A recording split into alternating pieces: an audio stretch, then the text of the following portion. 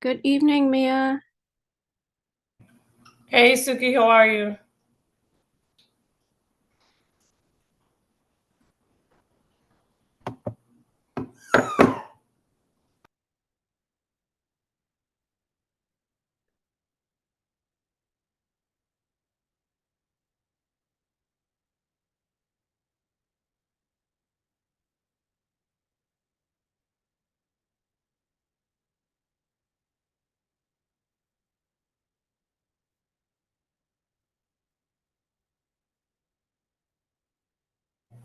Hey Suki, it looks like your audio is out.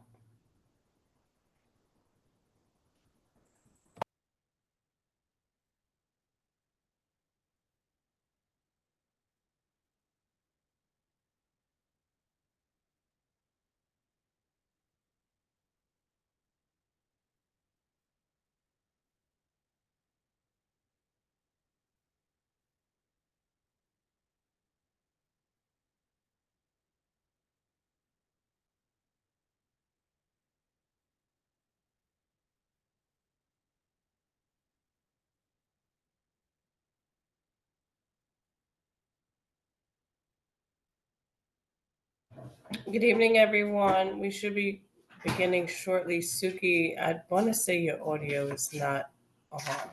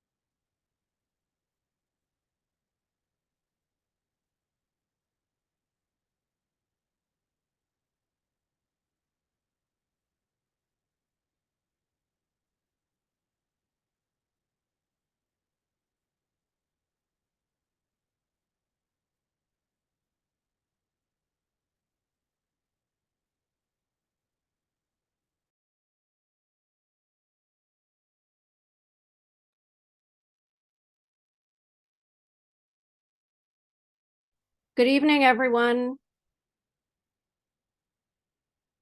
Good evening. Good evening.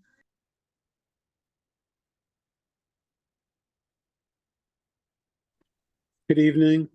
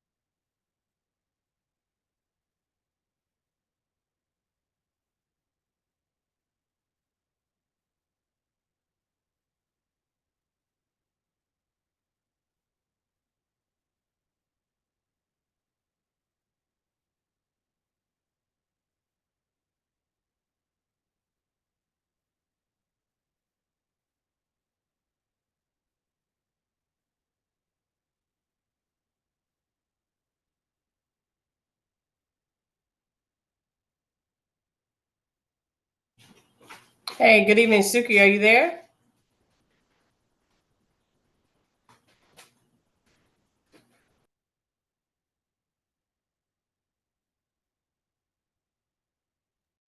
She was here a second ago. So that's the S, yeah. Yeah, I'm wondering about her audio. What? I have a meeting right now.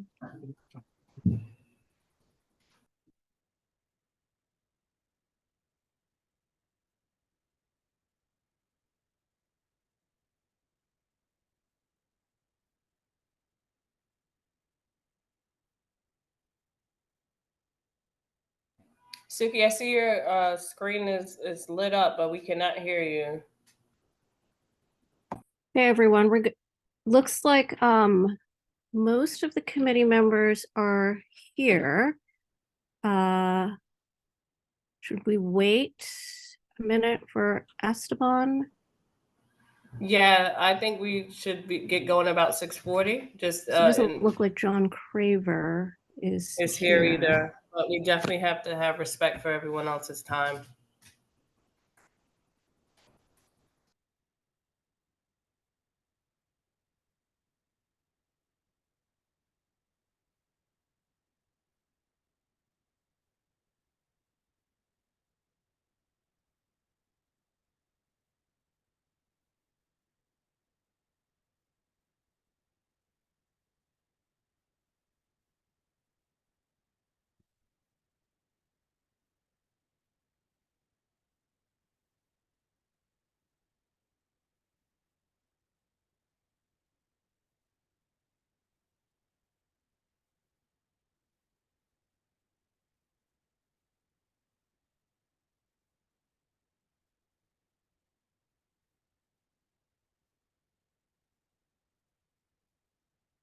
Okay, I think we're going to get started. Did all of the committee members receive a copy of the draft resolution that I sent out? Yes. Raise your hand if you didn't. Yes, but haven't had a lot of time to take a look at it. Same here.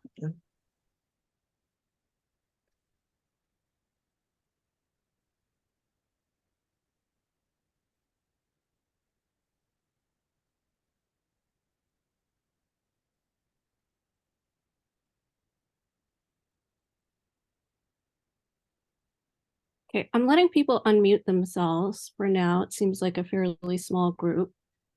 Is there anyone who didn't receive a copy of the draft resolution? I'm gonna show it on screen because I realize there are some members of the public that may not have gotten it.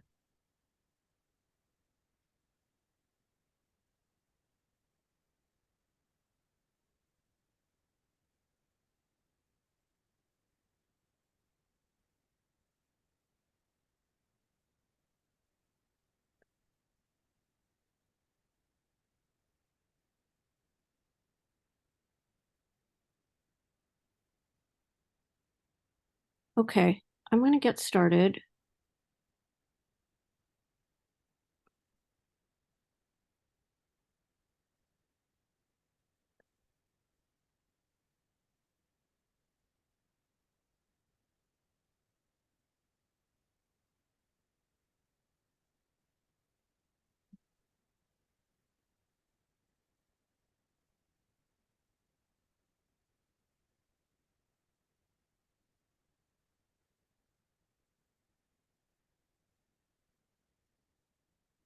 Okay.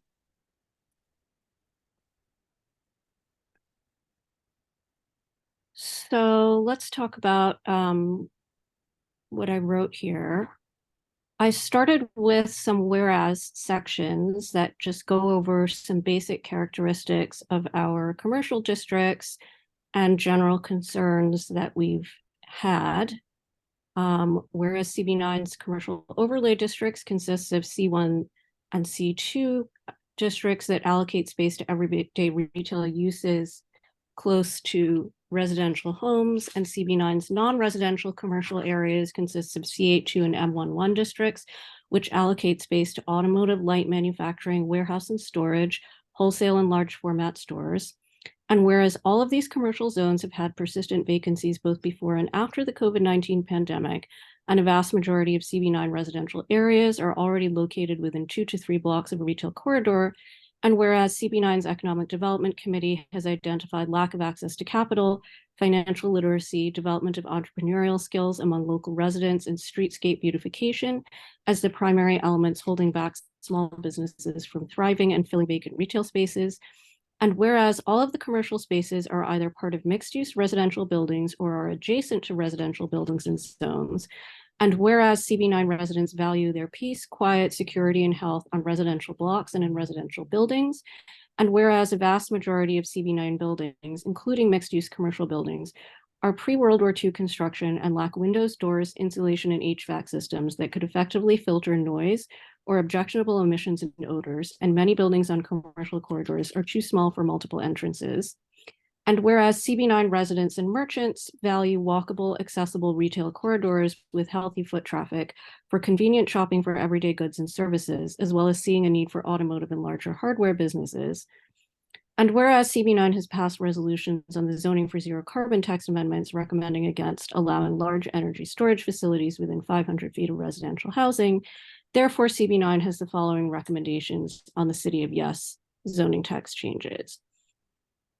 I'm going to stop there and ask if anybody has any comments on the whereas section.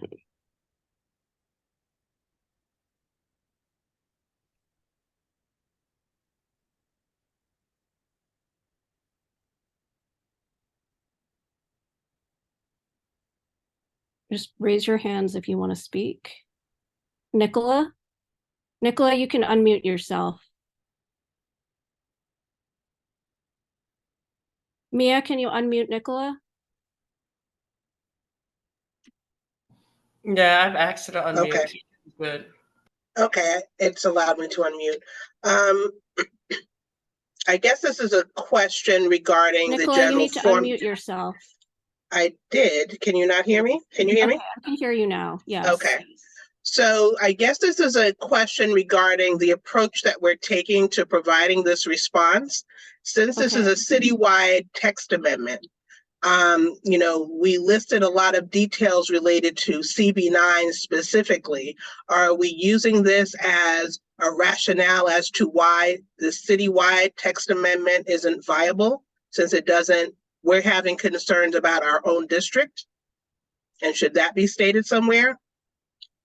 Yeah, I think that, as we go through the recommendations, it's clear that certain things people felt were maybe not appropriate on a citywide level, whereas other things, I think people felt that they were not appropriate in our districts and our C1 and C2 local districts. I think, we just don't have the capacity to do the work for other community boards to know what's appropriate on their retail districts. Right. So that's my question, because again, this is a citywide change. They're not asking us they should be doing their own environmental impact. They're not. So are we using our CB9 as an example as to why these changes are not viable? We don't feel that it's appropriate for our district. Therefore, we're not in favor of a citywide change. Right, exactly. Because if we wouldn't want a change to apply to us that's not appropriate, and whether the city ultimately decides that they're just going to exempt CB9 and certain other districts from these changes, or whether they're going to exempt certain zoning districts from these changes, or whether the whole thing gets thrown out, at this point, we don't know. But we have to give our justifications, or we should, right? For, if nothing else, for our own local elected officials, so that they know why we're voting the way that we're voting. But no, I don't think it's not necessarily saying that we think these changes, that our vote is for CB9 only and not for the rest of the city. It's just saying that this is why we think it's inappropriate or appropriate in CB9. Does that seem satisfactory? Or, because I don't see how we could possibly say what's appropriate citywide. Well, I'm just saying that we're looking at this, whereas we understand that these are citywide changes. Our comments are based on feedback of how these changes would affect CB9. Okay, I see what you're saying. So right? Do you want Because to right now it reads as if these changes that we're thinking that this is only for Community Board 9, and they're not. Okay, so would you like to add a paragraph to the whereas section saying, whereas the City of Yes zoning text changes? I mean, part of the concern that I've had, and I think we've all had regarding these citywide changes, is the fact that the city is very complex. It's very difficult to make these types of citywide changes without fully understanding. We're not going to be able to fully understand the implications. So to have this as, one of many citywide changes taking place, it's only setting us up for failure. That's what I continue to say. And so I would like us to restate the fact that we are not in favor of this type of citywide actions. Okay, and whereas the City of Yes zoning text changes apply citywide, yet Community Board 9 has identified numerous local conditions and impacts. How do you want to put this? Whereas the City of Yes zoning text changes apply citywide. See, I'm an introvert, so I need quiet time to gather my Okay. thoughts and write it down. It's hard for me to Okay, why don't you get crowdsource back this. to us whenever you're ready, and let me know. I think I understand what you're saying. Yeah. Okay, I have a paragraph at the end where I said that we believe they must conduct a full environmental impact statement on these sweeping citywide text changes. So maybe that's the place where we should insert that we oppose the approach of making citywide zoning text changes as opposed to looking individually at each community board or something like that.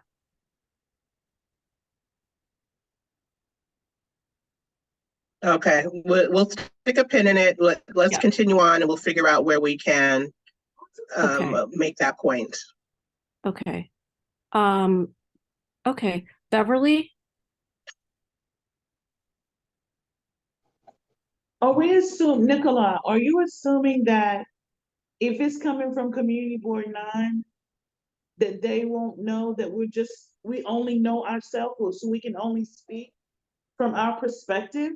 Can we really speak for Community Board 2 or 17 or 18? I don't think so. Because they may come behind us and say, no, it works fine for us. And my concern is, this is my concern. If we try to add a voice to other boards, it may backfire on us. We should stay with what we know.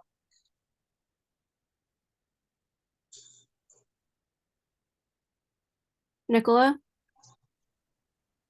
Can we try not to limit our ability to unmute ourselves because we're not going to be able to have an effective conversation?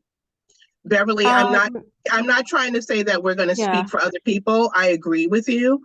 I just wanted a statement to reinforce the fact that we're not in favor of a citywide change based on the fact that, or these citywide changes based on the fact that we have concerns of how these items are going to impact our specific district. And here are the details of our concerns related to how City of Yes would impact Community Board 9. I think that's a fair point, Nicola. We just have to, just come up with a paragraph before the end of tonight and send it to us that you want to add. Okay. Okay. And as far as unmuting yourselves, I thought that you all have the ability to unmute yourselves. I thought that I changed that.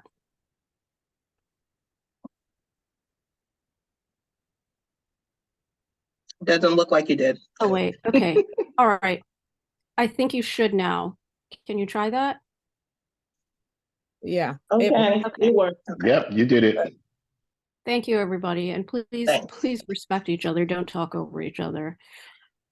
Okay, so therefore, CB9 has the following recommendations on the City of Yes zoning text changes. And let me preface this by saying we may need to change around the order of these proposals or the numbering of these proposals because they just came out with the draft environmental assessment. And so the proposal numbering is different from what they presented in the presentations that we've looked at already. But I gave each heading as the basic summary of what it is that we're talking about. So it's still going to be the same, the same text. So proposal 2, we oppose eliminating the differences between C1 and C2 districts, which would introduce auto-intensive uses, wholesale storage, and other uses that would interfere with continuous retail frontage, convenient shopping, and foot traffic because they would generate activity that obstructs sidewalks or curbs, is not public facing, or creates objectionable noise, chemical emissions, fire hazards, or gatherings. In fact, we believe that certain C2 areas in our district would today better fit a C1 zoning description, as many small contractor service storefronts have closed. CB9 is not opposed to allowing selected additional uses, namely bike repair, but no e-bikes, art studios, and indoor entertainment in C1 districts via a special permit process, similar to the process available for movie theaters today, with restrictions on numbers of customers and ability to reject a specific location based on sidewalk or traffic congestion, careful review of store owner and building owner plans for environmental mitigation, and compliance with sidewalk obstruction rules. Clothing alteration and catering should be added to the list of permitted activities in C1 districts as of right, provided that they maintain storefronts open to the general public. Comments? I'm just gonna jump in. I had my hands up. I'm sorry, I'm gonna just go Sure. backwards a little bit. Yeah. So I do think the point that Nicola was making, if that can be at the beginning to really kind of just note that a citywide broad brush proposal, is it doesn't make sense because of the differences between specific neighborhoods. Obviously, specifically, we're speaking of CB9. That's one of the things that I actually did my testimonial or comments on, is just the fact that, hey, for example, where I live, and where a few of my neighbors live, our access to trains is, very limited. It takes 10 minutes, and I'm a fast walker, to get to the nearest train. So you can't have proposals that suggest the no parking, and I don't even have a car, y'all. And all those things, when residents over here absolutely need cars because there's a lack of access, especially older residents who might not be as able. You got to take the bus to the train and walk in the icy snow and all that kind of stuff. So I do think it's having that importance, or having that statement at the beginning, really drives home all the whereas that you have, because all those I definitely agree with.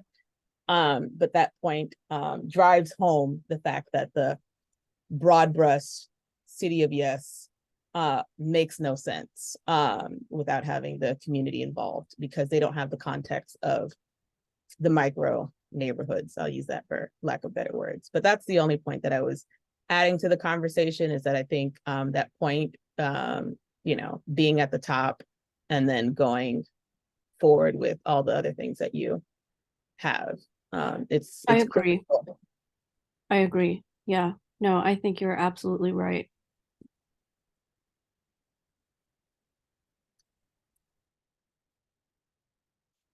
That said, like for example, on Utica, you have sections that are C1 and you have sections that are C8.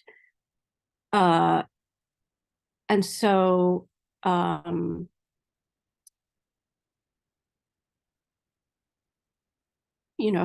do you feel about having automotive uses on the C1 sections?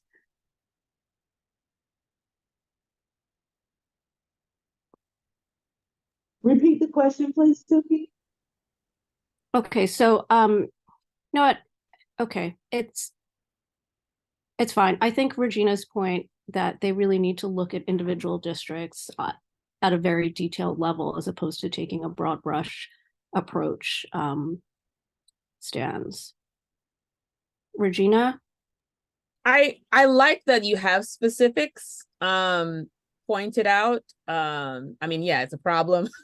If it's not designated, you don't want, automotive next to your house. Some people unfortunately have that, but they actually are they're zoned that way, and I guess it's been like that. But as we talked about last month, it is an issue. You have to walk in the street, definitely on Utica. I've done it a couple times, walking on Utica, in the bike lane and whatever else, because an automotive shop is doing their work. So to have that on a residential street, is not safe.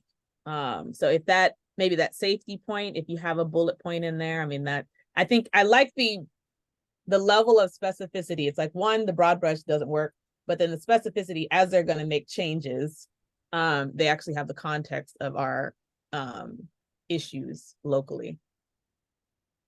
Okay, just added pedestrian safety. All right.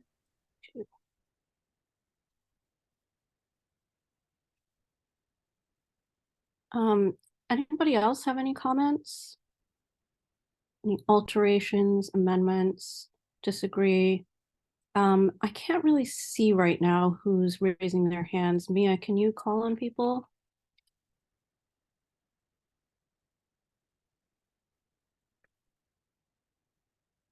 Okay, Rod? Rod? Yes, with these automotive shops, if we're thinking about those specific types of businesses, concerned with noise complaints. And as I said, these places use generators. They use compressors, and some may use welding material, welding, for either cutting or just, welding items together. And also solvents, right? So let's say if you have an auto body shop, if it's that particular shop, right? So you have solvents and you will have fumes that will go into other spaces. So I would separate if it's that particular type of business, auto body shops. I'm saying this from personal experience as I've worked in a few of them. Okay. So auto-intensive uses such as body shops. Right.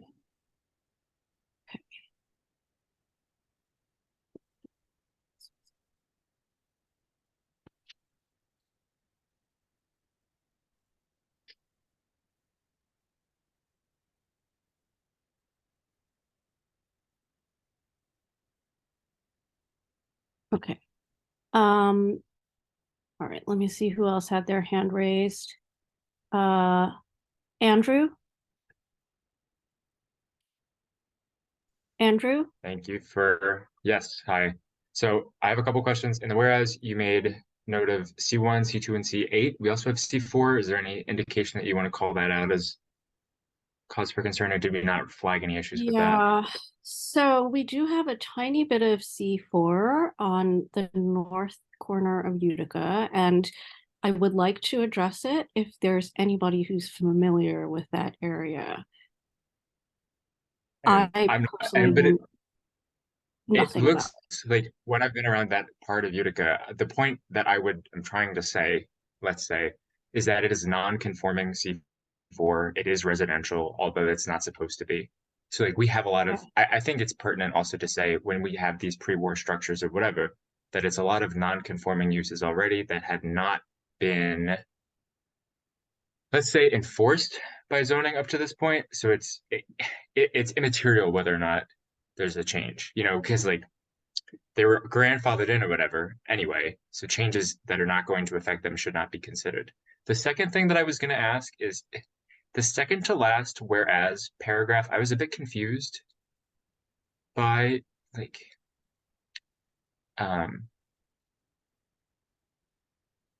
walkable, accessible. Okay. Yes. So I don't know. I got like whenever there's a comment about like we really need cars, you're like this is a car-based community, like it seems unfair to me to say like we need cars and we need to have access to cars all the time, but we cannot have any automotive repair shops. Like that seems like You're just pushing that into somebody else's neighborhood.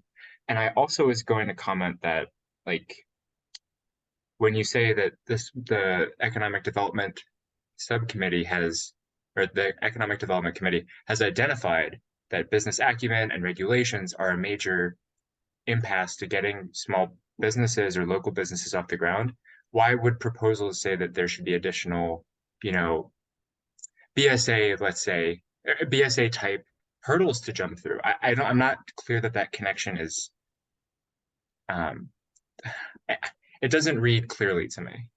Do you know what I'm saying? So, to address your last point first, I'll read that whereas again, and whereas CB9's Economic Development Committee has identified lack of access to capital, financial literacy, Okay. development of entrepreneurial skills among local residents, and streetscape beautification as the primary elements holding back small business from thriving and filling vacant retail spaces. And by the way, if anyone who's on the Economic Development Committee feels like that's a misrepresentation of what you guys have discussed, let me know. So I don't think they've identified regulation as But regulation an issue. takes capital, it takes time, like additional steps takes money, and just having a holding period. Time is money, as they say. Okay. But and then at this paragraph, I would also say, like, do we So get do you want to data on- change the where? Are you suggesting a change to the whereas? I mean, I don't agree with this generally, so like you don't have to take my opinion at all. But I'm just saying it doesn't read clearly to say that we've identified a potential hurdle for small businesses or local businesses to get off the ground, and then say our proposal is to make it slightly more complicated for them. Well, let's get to the proposals later, but are you suggesting any changes to the whereas? Potentially here, I would maybe, if we have the data, we say like, hey, in our district, we know that there's about a 9% vacancy rate for storefronts, which is above the city average. So we see that there is plenty of demand available, or plenty of space available. Yeah, I think that would be a good addition if we have the data. Does anyone want to volunteer to look at a retail corridor near them? I will. I'll look at Franklin and Okay. Rogers even. Okay, Yeah, so Beverly will do Look at Flatbush. Beverly will do Franklin and Rogers. Vanessa will do Flatbush. Do we have? I've already done Utica, so. But can we also talk about, we're looking at the storefronts as being empty. Mhm. There is rumor that the reason there's so many empty storefronts on Franklin is because they're owned by one person and he's charging an outrageous amount of rent. Or we're gonna find out why the storefronts are empty, or we're just gonna notice that they're empty. I think we're just gonna notice that they're empty right now because we just want like a percentage of vacancy. Isn't that Okay. right? I mean, Proposed- the reasons, there's probably gonna be a million reasons and million different landlords are being whatever, but I think we just want to know how much for the statistic for this whereas. Okay. Do you think, I mean, I hesitate without the data to add this, but should we add that high rents are among the issues preventing businesses from filling Yes, corridors? Because if we don't, sorry, Suki, I'm sorry. I think we should, because if we don't add it, then they're making a decision without enforcing that part of it would be a skewed decision to make. They have to include the fact that, because they're making the zoning assuming, let's just say for argument's sake, that we're looking at empty storefronts solely because 95% of them, the landlord is charging too much money. But the zoning text amendment is assuming that it's because the zoning is inappropriate for businesses to be there, when that's not the real reason. When we do our research, we discover that's not the real reason. I think we do need to know what the real reason is. Regina and then Esteban. Okay, so much as all right. So I would propose changing the order, like in putting that economic that closer to the vacancy, whereas because the two kind of go hand in hand. So some of the proposals that they had was about, yeah, obviously they can change zoning, but there's plenty to choose from. So one of the things that we're going to lose is if they choose to opt out of using a vacant lot, or sorry, storefront, it's less traffic. It's going somewhere else. They should be using what we have. So, but the two go hand in hand. The lack of capital to access it. I mean, there's all the nuances as well of the ownerships and stuff. But I think it would read easier if it was closer together, or maybe compiled into one, or moving a few things around in terms of like the economic piece or access to capital and vacancies. Because there's plenty. And I walked down Utica already, and I already just looked at all the businesses and then a few vacancies as well a few weeks ago. So the point where I initially raised my hand, so yeah, we would miss out on traffic, so foot traffic on our actual corridors where businesses are primarily located. But the piece on just following up with Andrew for more context, because I've lived all over this Brooklyn and Manhattan. There's some areas that have fantastic access to trains, you know, and living over here specifically on Schenectady, closer to, you know, between Winthrop and yes, I'll just say that. That's enough. It is a trek to the trains. So I think the point to drive home really about it is why localization matters. So if they're just gonna do this broad brush, you know, you need the CB9 who has more context of the different variations, or all the community boards have the context. So that's really why I think it's important when we talk about even the parking situation. I'm trying to get better about highlighting this because I had a car once, I got rid of it. But some communities absolutely need cars, such as Canarsie, you know, some parts of further down into Brooklyn. There's buses, but your commute and lack of access to reliable transportation is lacking. So just the localization, but you know, it's different. It can sound privilegey or luxury sometimes. No. Yeah. I get it. Sorry for crosstalk. I'm just saying, like, if you say that we're a car-based neighborhood, we need our cars, like, this sounds like we're a family-based neighborhood, we love kids, but we don't want to build any schools here. We don't like that. Well, Like, you have to take the Andrew, good with the let bad. me read that section to you again. Whereas CB9 residents and merchants value walkable, accessible retail, and by accessible, I specifically mean handicap accessible retail corridors with healthy foot traffic for convenient shopping for everyday goods and services, as well as seeing the need for automotive and larger hardware businesses. And I'm sure you guys realize that where I'm going for this is that we have a place for everything. We have our C8 districts. We have a large C8 district on Utica. And we have our C1 and C2 districts on corridors, on other corridors.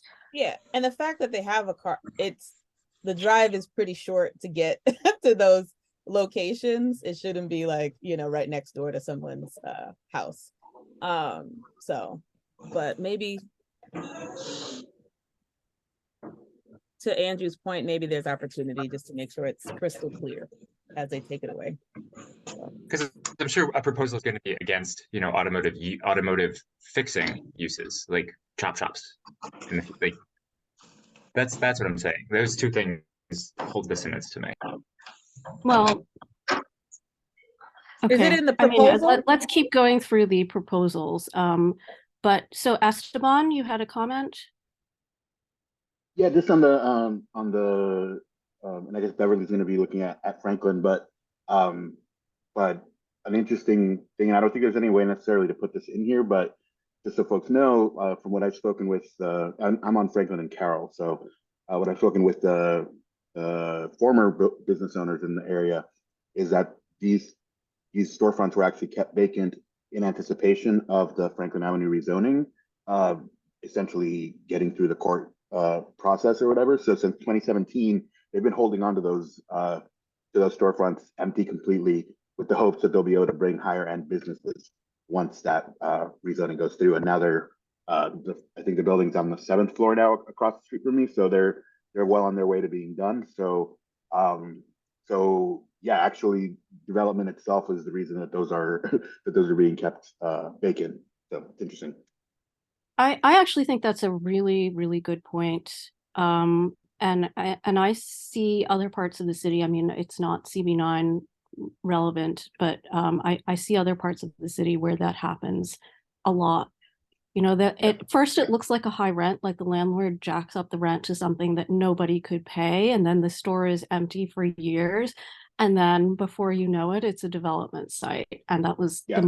really the motivation all along. So I actually agree. I think that They're waiting for higher end that customers. in there. Essentially, is what I've been told. Anyway. Yeah. I'm gonna put that in there. Is anybody else, are other people okay with that? All good, very, very good points. I'm okay with it, especially if they're anticipating City of Yes to pass and shenanigans God. to go Oh on. yeah. Yeah. then- Yep. Um, Indeed. let's see, Shelly, am I pronouncing your name Hi, correctly? Suki. Yes, Michelle. Michelle. I just actually, Esteban touched on a lot of the things that I wanted to say, so it's very good points. But I just wanted to mention that, private modes of transportation should actually be a choice. You have a choice to commute however you should choose to commute. And we're looking for all these different things to kind of convince them, or, the parking and where the train is and all these things. But whatever happened to just car ownership, if that's your choice, you should have the freedom to do such. And where the way it is now, we don't have the physical expanse to really accommodate with all the driveways, the fire hydrants. There's already a reduced amount of parking available. It may not be a big deal to some, but for those who own cars and choose to own cars and have the right to own cars, that is definitely it's a disadvantage to them. Yeah, and certain types of commercial uses can obviously introduce a lot more traffic, like non-local types of uses. Like let's say you have, some kind of entertainment or amusement use that is Right. on people from all over the city. That can be an issue. Like I went to the Rockaway Beach last summer, and there were some streets that had resident only parking during the beach season because I guess they get overwhelmed with visitors. So that's something to keep an eye on too. Oh, that's a good point. Yeah. I think that institutional and large commercial uses are required to have accessory parking. But like someone was pointing out to me that some of the hospital employees don't use their designated parking lot because they have to pay for it. So they park on the street and they take parking away from residents. So that's an issue. That's another issue too. Mm-hmm. I don't know how you actually get it. I mentioned, sorry, Suki, not to cut you. Yeah. I mentioned at one of the I think it was the CB17 meeting where there was the post office near my home. Their commercial, their trucks are supposed to be parked in the post office, but they park on our city streets, and the employees block the parking spaces with their trucks. And so people who live here can't park in the street because of alternate side parking. They want to hold their parking spots from the previous night. And so that's been complained about, but it's a continuous issue. Yeah. So we might want to think about whether there might be additional parking regulations that we need to ask for. There actually are a lot of accessory parking regulations. They're quite complicated. I don't know them all. But if that's something that, some of you want to address as a side project, I'd be happy to include that. Felice? Yes, I'm listening attentively. When you spoke of cars, the main thing that comes to mind now is these zip cars that they have designated on city streets, and they are not proportionately distributed. We find that these zip cars are on every block, especially here. And by Kiva, 47 the Kiva, we learned there 10 right there. And visiting the Oakland Borough president, he also acknowledged that these cars are placed in areas we discover poor areas, and not even in areas that need these cars or want these cars. Like I heard one young lady did speak on areas that do not have transportation that's nearby. They have to like to use a zip car. Yeah, But the that's main thing. Mhm. definitely an issue, and parking is something I want to address more closely when we start talking about the housing opportunity text amendments, because as you all know, there's like some major changes being made there to parking. So let me So add this. Let me add this.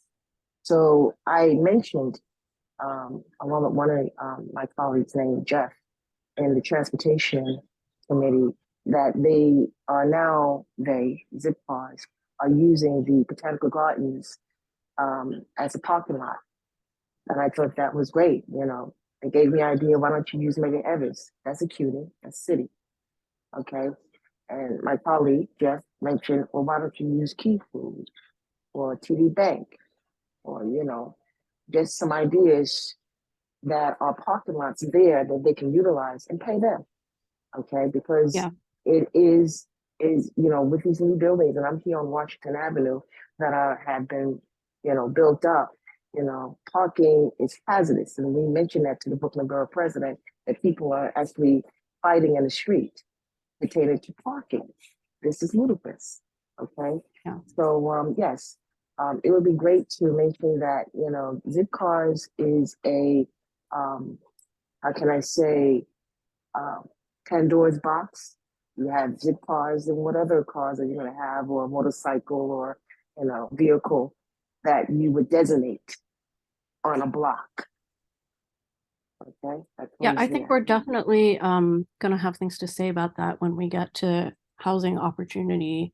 And there's also some sections here that deal with micro distribution centers, which is something that is probably going to generate a lot of sidewalk traffic with these mopeds and e-bikes. That's the expectation. So you may want to hold your thought for that as well. Rod? So Suki, my comment was on the parking. If it's best, I'll hold off until we get to the other part Yeah, of the discussion. yeah, there are some proposals here that I think are specifically going to impact traffic. And then, of course, when we get to housing opportunity, that's the biggie. Regina? Okay. I'm sorry. Let me conclude by saying this, because I heard him say parking. The zip cars do not move. There was a block party, everyone's cars had to be removed, but the zip cars did not move. Okay. They don't even move for sanitation to clean when they come through. So put that down too. So just a general statement. It was on parking. So all of these, I think it's so important to be specific here and remember that as we send this off, not everybody lives in certain neighborhoods. So when you can share context, it matters on the importance of the localization. So cars may be a choice, living in whatever neighborhood is a choice, all those different things.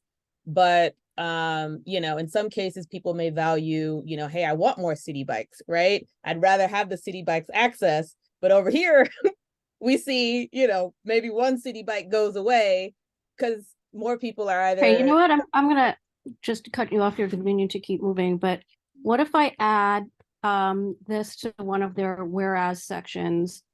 And whereas CB9 residents value their peace, quiet, security, health, and street parking on residential blocks. Does that kind of help to make the point?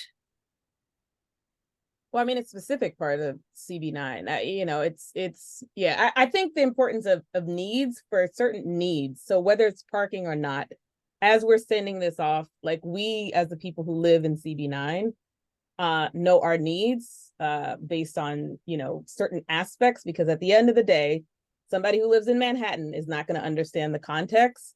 And if more people send in their rebuttals or concerns or whatever from other districts, community boards, and we haven't actually been clear about why it's an issue, then, it could potentially propose, we could miss out. So I do think the justification on some parts is important on whatever the topics we're highlighting. I only thought about the parking piece because I've, lived in areas where it's not a big Again, deal. this is going to become extremely important when we start to talk about housing. And I have asked people to look specifically at certain types of data. So let's keep moving through economic development, and we're definitely going to have things to say about this when it comes to housing. Okay, can I move on to? Okay, so you know what? Proposal 2, because I want to make sure that we actually start to vote on this tonight. So proposal 2, do we feel ready to vote on a CB9 recommendation? Does the committee feel ready to vote on a CB9 recommendation, or do we need more discussion on this?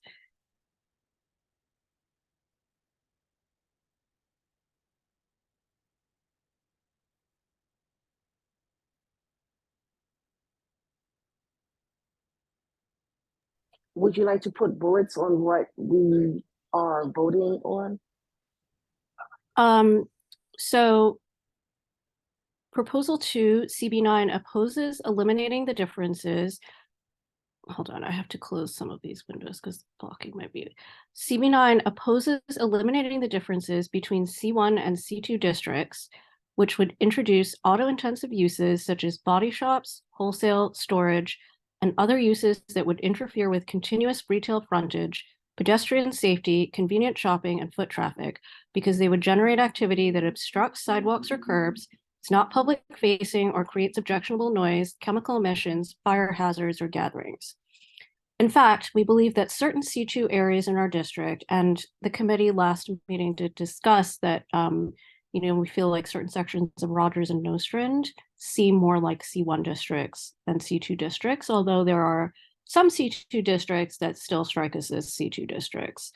Would today better fit a C1 zoning description, as many small contractor service storefronts have closed.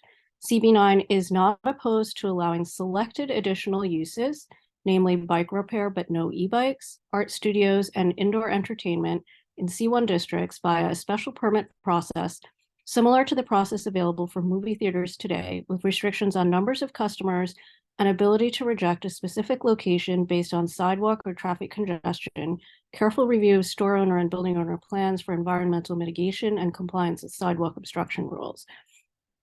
Clothing alteration and catering should be added to the list of permitted activities in C1 districts as of right, provided that they maintain storefronts open to the general public. And actually, I should just take a quick attendance of committee members.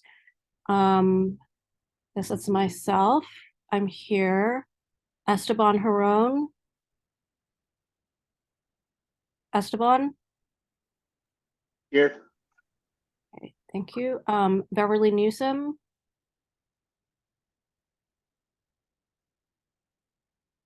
Beverly Newsom. She seems to have left us. Beverly, are you still here? I don't see her.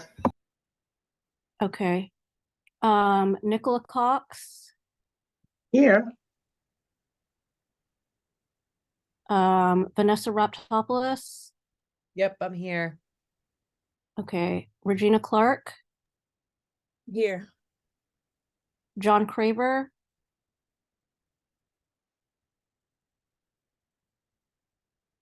So John is not here and he does not have an excused absence. So let's see, we're missing John and we're missing Beverly.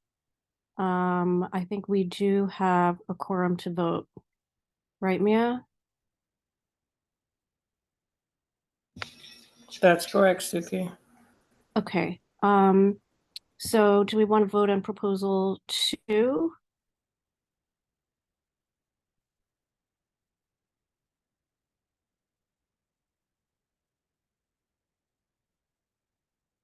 Sure. Okay, Regina's a yes. Yes, Uh, I'm a yes. Vanessa's a yes. Vanessa's a yes. Suki's a yes. Esteban? Yes. Esteban is a yes. Nicola?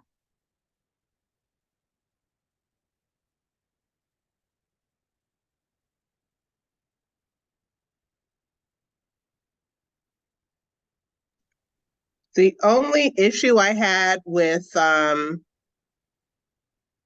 proposal 2 was the commentary.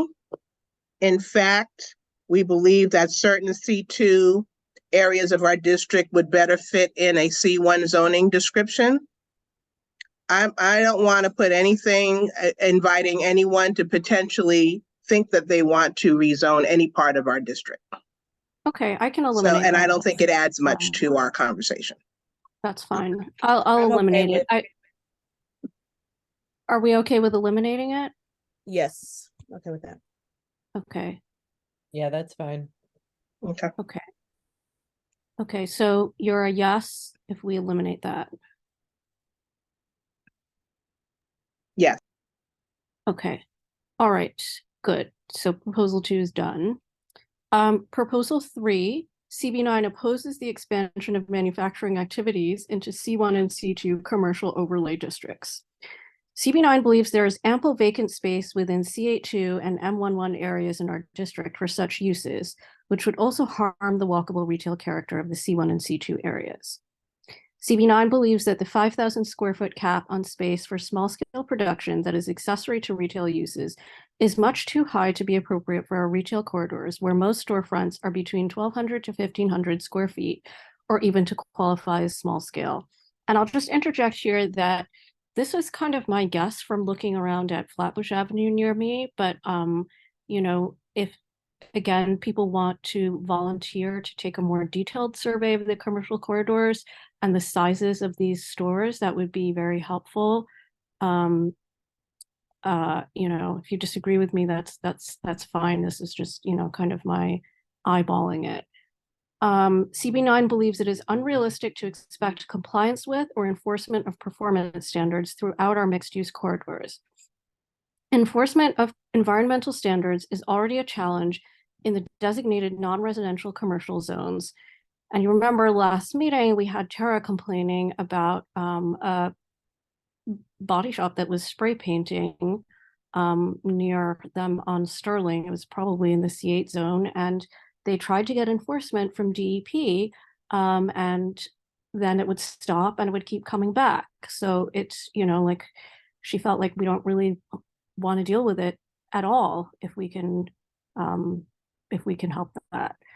Therefore, changes allowing automotive and manufacturing businesses everywhere would expose even more residents to significant adverse health and nuisance impacts. Instead, we believe that the craft and micro-scale custom manufacturing activities of small businesses that we wish to support should be defined in the code as an accessory use, where the production activity and associated storage other than basements may not exceed 25% of the total business floor area, with a cap of 400 square feet, and the majority of items produced for sale are for sale in the associated retail establishment. So does everyone know what the concept of an accessory use is in the code?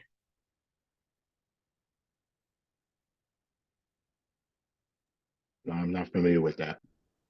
So accessory uses are something that is kind of minor compared with the primary use. And my idea here is that on our C1 and C2 local retail corridors, the primary use is retail, right? We want these districts to serve everyday convenient shopping needs. But there may be some accessory production uses, like somebody making a little thing here or there in the back of the shop that they then sell in the front of the shop. And so the way that the code usually defines accessory use, sometimes they just say, you know, like things like clearly incidental and secondary, but it might help to have a definition of the percentage of space, which also, you know, if we define it in terms of the percentage of space, that also addresses the issue that different business corridors throughout the city might have different size stores. We happen to have a lot of small stores. Some corridors might have larger stores. But I think in any case, the 25% kind of ensures that it's a secondary activity and not a primary activity. And the requirement to have items that are produced for sale in the associated retail establishment, the idea being we don't want wholesale establishments in the retail district that are primarily producing items for sale elsewhere. That's not really the idea. We want stores to maintain retail frontage. I saw a hand. There's two, mine and Andrew's. Okay, Regina, yes. So I guess I have a bit of a concern with this actually having specific limits. So if we say the average, storefront, I mean, even just, considering my own home, and really thinking if you're a retailer, sure, you might do, maybe some people might do a few little crafty things. Let's do that. But then from a storing inventory, whatever other needs, leveraging the basement. I'm concerned with where people might try to maximize their space. Your small business, expensive rent. And you may try to double down. Maybe that main floor is, I agree with that main floor being, your retail storefront, for that look. But again, maximizing the space. Say you're a vertical retailer. So this means you produce all your clothes, your product, and you're selling it to your customers, but maybe you have a wholesale component where your vendors can come and visit, and you just have this one location. You don't have the Manhattan showroom or whatever have you. So I guess thinking about that type of business owner, and really trying to stretch the dollars to put a hard number such as that, particularly like leveraging your that basement space if someone's renting out that. That's the only thing that I have a concern with, is just, space can go real fast. I even think about my dress forms and all these other things that I keep around sometimes. And yeah, so if we could finagle this somehow. So I actually, in my wording, exempted basements, because I know a lot of businesses use that for storage. All right, let me read. Other than basements. Okay, I reread. Okay, yeah. Other than, let's read this word. Other than basements. Okay, yeah, I think I read. But if you want to change the 400 square foot cap, I mean, the only reason I said that, like I said, I think that the majority of stores on our retail corridors are about 12 to 1,500 square feet. No, rereading so it, it's with the other than basement, I think it just kind of, it's late. Long day. I am okay. I feel like I could be okay with that. I think that gives them enough flexibility to, again, stretch their dollar. So, thanks. Anyone else? John Wolfling? Yeah, sorry I'm joining late, but I think actually your take on this, that whatever is produced on site should be sold on site, is a good way to kind of narrow what can be done. So I think that's a good clarification. Okay. Anybody else? Andrew had his hand up, but maybe he got Andrew? his question answered. No, I was gonna say, incidental use is like the boiler. It's required to perform the basic duties of the business.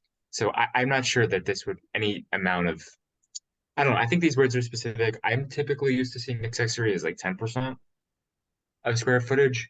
But again, if this is like in the ideal world, a storefront space on a commercial lot in our neighborhood, so one of the commercial overlays on one of the main avenues, that's like, 30 by 90 or 100-foot lot. So 25% of that is a little bit more generous than what you've given. That's all I'll say.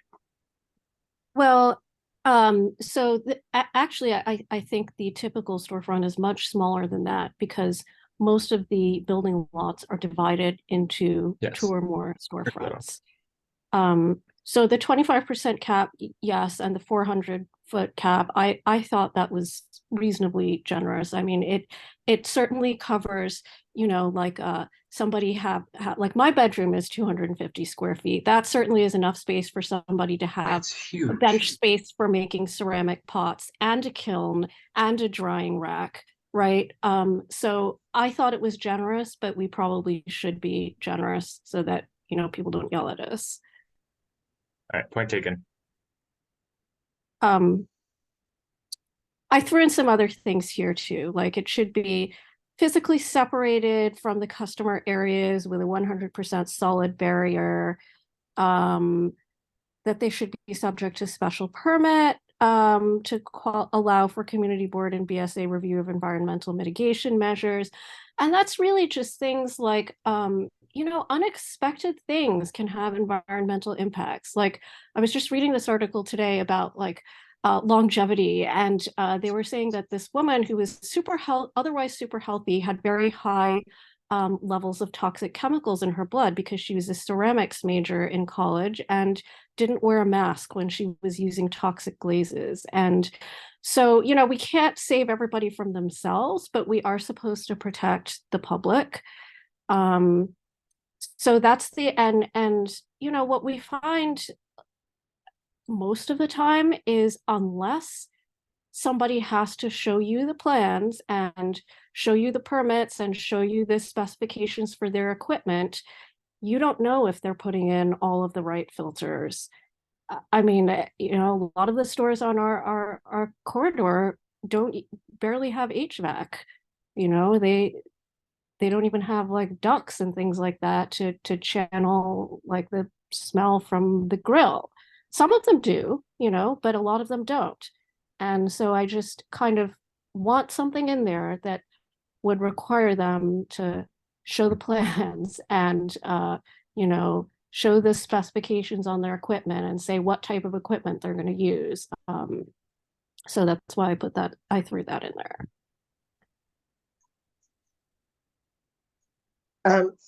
Hi, this is Nicola. I had my hand raised. Yes, sorry.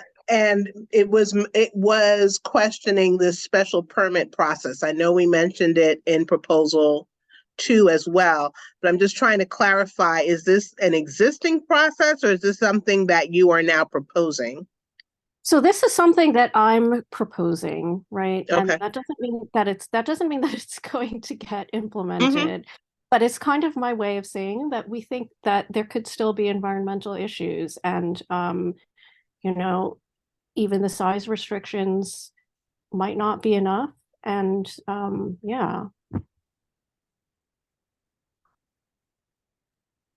I also had my hand raised, Nicola, John? if you're all done. Yeah, John? Okay. Yeah. So, you know, Suki, you and I have talked about the BSA process, and I know we're of two different minds on this, but for small businesses to take on what is a lengthy and I think sometimes very costly BSA review, it's really an impediment. And I know you're concerned about health and safety, which is, you know, absolutely right and justified, but when someone does, at least if they're doing it legitimately, which I think this needs to be looking to address legitimate actors, not people that are going to be acting in bad faith. Legitimate actors have to go through the Department of Buildings, file either an Alt-1 or an Alt-2 to do this. They've got to comply with the mechanical codes, the fuel gas codes, get Department of Health inspections, and do all of the regulatory process. So I'm concerned that putting this BSA requirement in here is going to make it much more difficult for small businesses to really do these sorts of things that I think, I mean, the intent of this change to the zoning resolution is to make it more contemporary and easier for small businesses to flourish. And I think throwing the BSA in there is going to be counter to that and not help. Okay. Anybody else? Regina, Nicola, you still have your hands up? But I isn't the agree BSA, with- I'm sorry. So, yeah, I agree with I think it just remove BSA. They're gonna add it in if they want. So if we really just focus on the emphasis of the community board being a part of the process, I feel like that is solid. Because they're already inserting BSA and all sorts of other things and overriding stuff. So I wouldn't mind just removing the BSA piece and focusing on making sure community boards are a part of it. But does the Nicola? community board, are we just advisory or could we stop a process? Right now, we're just advisory. They say thank you very much and they can do what they want to do anyway. And who would we be? Where would we be in the process? Well, so we could, it doesn't have to be a BSA permit. It could be a city planning commission special permit. On this one, I don't think it's that big of a deal whether it's a CPC permit or a BSA permit. I will say the same thing about CPC. Going to the City Planning Commission, it's just as challenging, just as costly, and just as much of a barrier for a small business owner to have to do something like that. But isn't this we're not talking about all small businesses. We're talking about small businesses that would have had manufacturing activities that typically would not be included in our zone, right? Is that what we're trying to do? So we're trying to say, hey, we'd like to have some oversight or some visibility into these craft and micro, I can't see the thing. Let me go back. But these would typically be manufacturing activities, manufacturing zone activities that we're now saying we may allow in commercial zones, C8 zones. Suki, can you scroll back up a little bit? Yeah, yes. I mean, it could include, I think it's going to include, it potentially includes activities that have a hazardous component and ones that don't. It could be something that includes a lot of dyes and chemicals. It could be, as Regina said, a fashion designer who's basically just sewing. And it's more of an issue of at what point do you want to say that we need for these uses to be in commercial districts as opposed to the retail districts, right? Do you think it would be possible to make that distinction in here between, I don't know what the right words are, but non-hazardous or I can't come up with the right terminology. You got it, Regina? I might have some. Okay. I guess, yeah, to differentiate, because, I would be afraid. My first thought was to say, like, to limit space, but maybe something into the words of something that would typically be okay or permitted in a CB, a C8 or M1, would have to go through certain levels of processes or something. I don't know, because yes, the small business that's doing their one-off whatever, it shouldn't be impacted, but someone could technically take a small space and go crazy. So anything that is a quick sentence to differentiate between what we're trying to prevent, that large scale environmental impact situation. There may be some definitions in the building code that get into this kind of hazardous, non-hazardous that we could maybe use as language. Suki, do you think that's worth?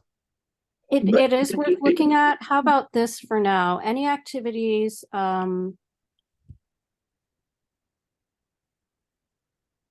that involve offensive noises, odors, emissions, or heavy traffic. Large quantities of chemicals. Yes, emissions, Or just chemicals in general. Mm-hmm. Do we need to tie back to their uses? Because it looked as if they were just getting rid of the basically merging in the manufacturing uses with the commercial. So there was no longer going to be a differentiation between the two. Anything you Yeah. could do in a manufacturing zone, you can now do in a commercial zone. Yeah, that's the very, very concerning thing. I mean, it could be anything from, textile mills and machinery manufacturing, to bakeries and, it could really be anything. We just don't have the capacity to go through item by item and say what the issues are with every single type of use. I like the broadness of the sentence. It's just as long as everything is in there that we want, because then that'll cover most of the concerns. So I like where you're going with that, Suki. Okay, so any activities that involve offensive noises, odors, emissions, chemicals, or heavy traffic should be subject to special permit to allow for additional review of environmental mitigation measures. For additional review and community review. Activities not currently permitted in the C8 or M1 districts should remain restricted to heavy manufacturing districts. So that's going to be things like concrete mixing and slaughterhouses and Regina. Sorry, after this past town hall, the word community was kind of abused.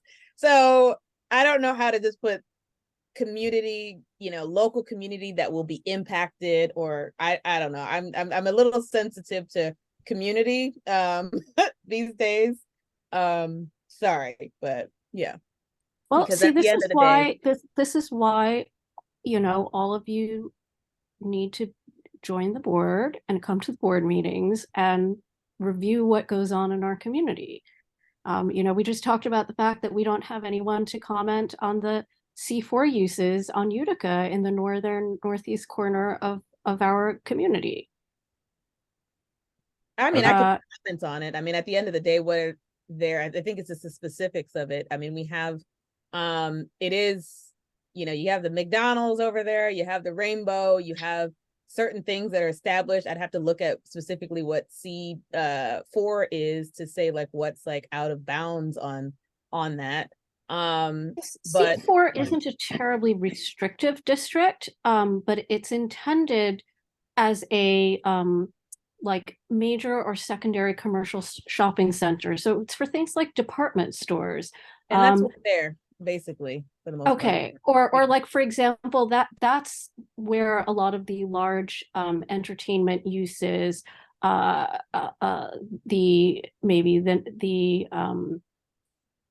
of the nightlife, more of the like pool halls and bowling alleys get to go, that sort of thing.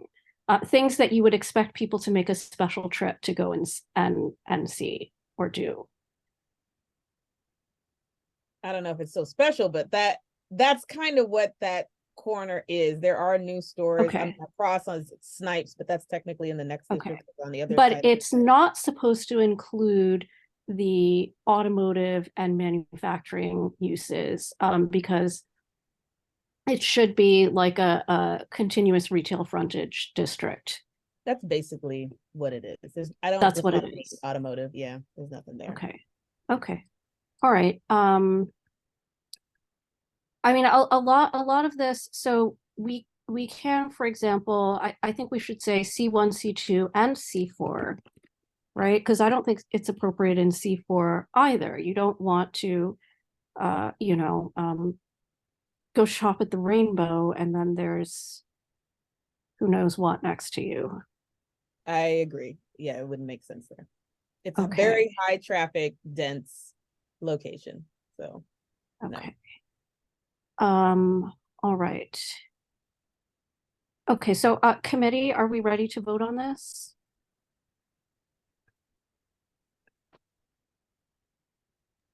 Sure, yeah. Okay, we'll start with Esteban. Yes. Okay. Beverly? Beverly? She's not here.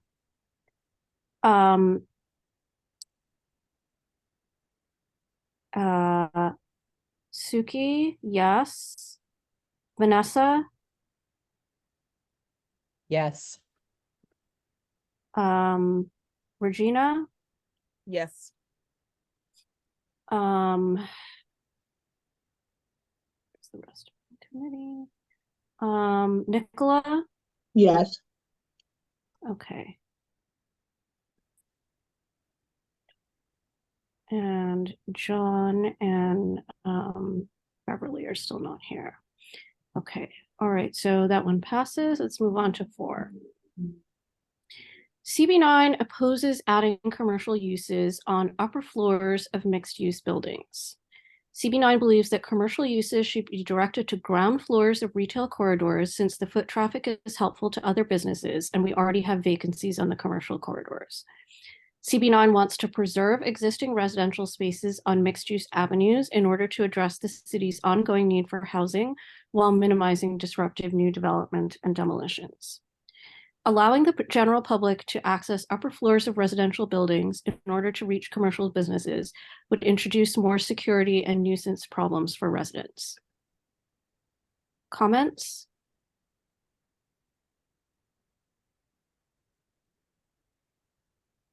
Suki, wasn't there language that said that there should be like divisions and different means of egress, or am I making that up or confusing it with something else?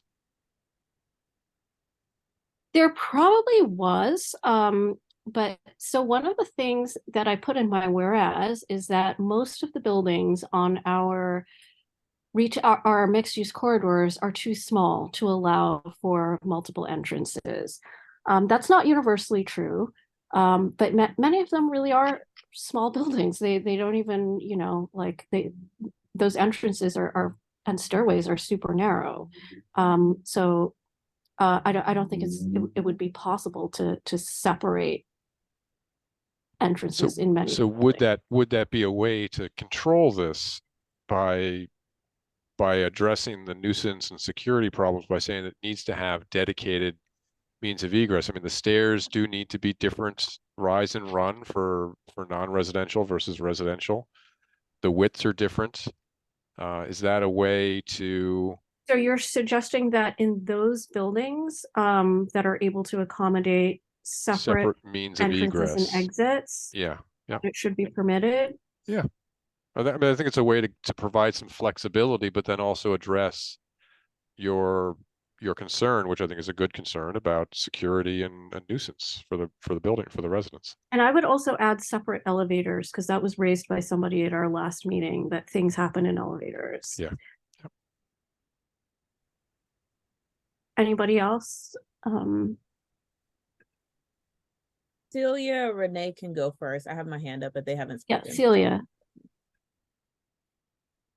I would also like them to take into consideration when people are moving in and out of residentials, these residential quarters, it would be important to have some sort of freight elevator so you can take all your living, your furniture in and out. And if it's mixed or it's right next to a commercial space, when the commercial space is having its deliveries to restock up, if they aren't separate, then that becomes a nuisance.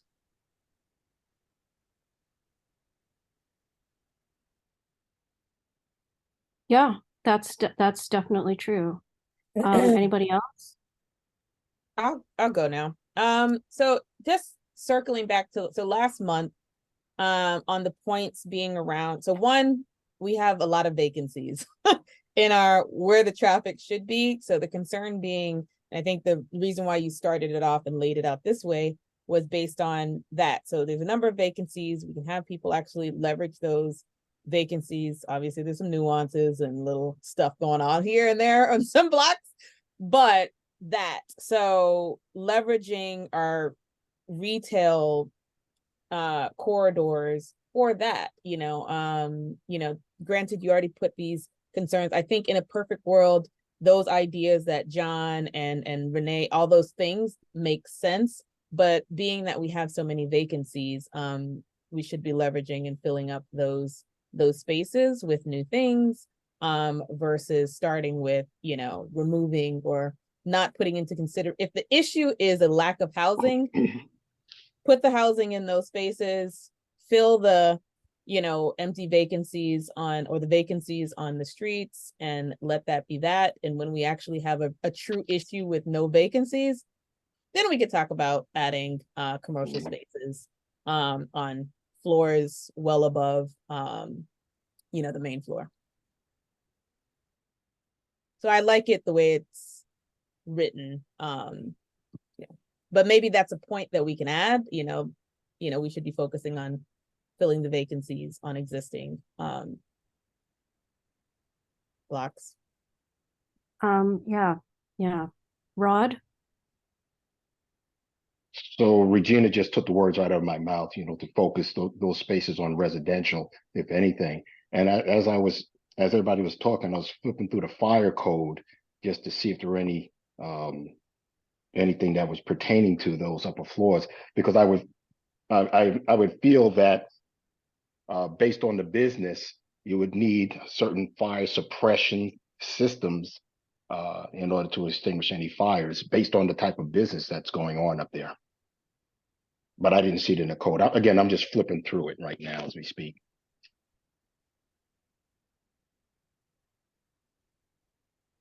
Yeah, I think that's right. I'm gonna add.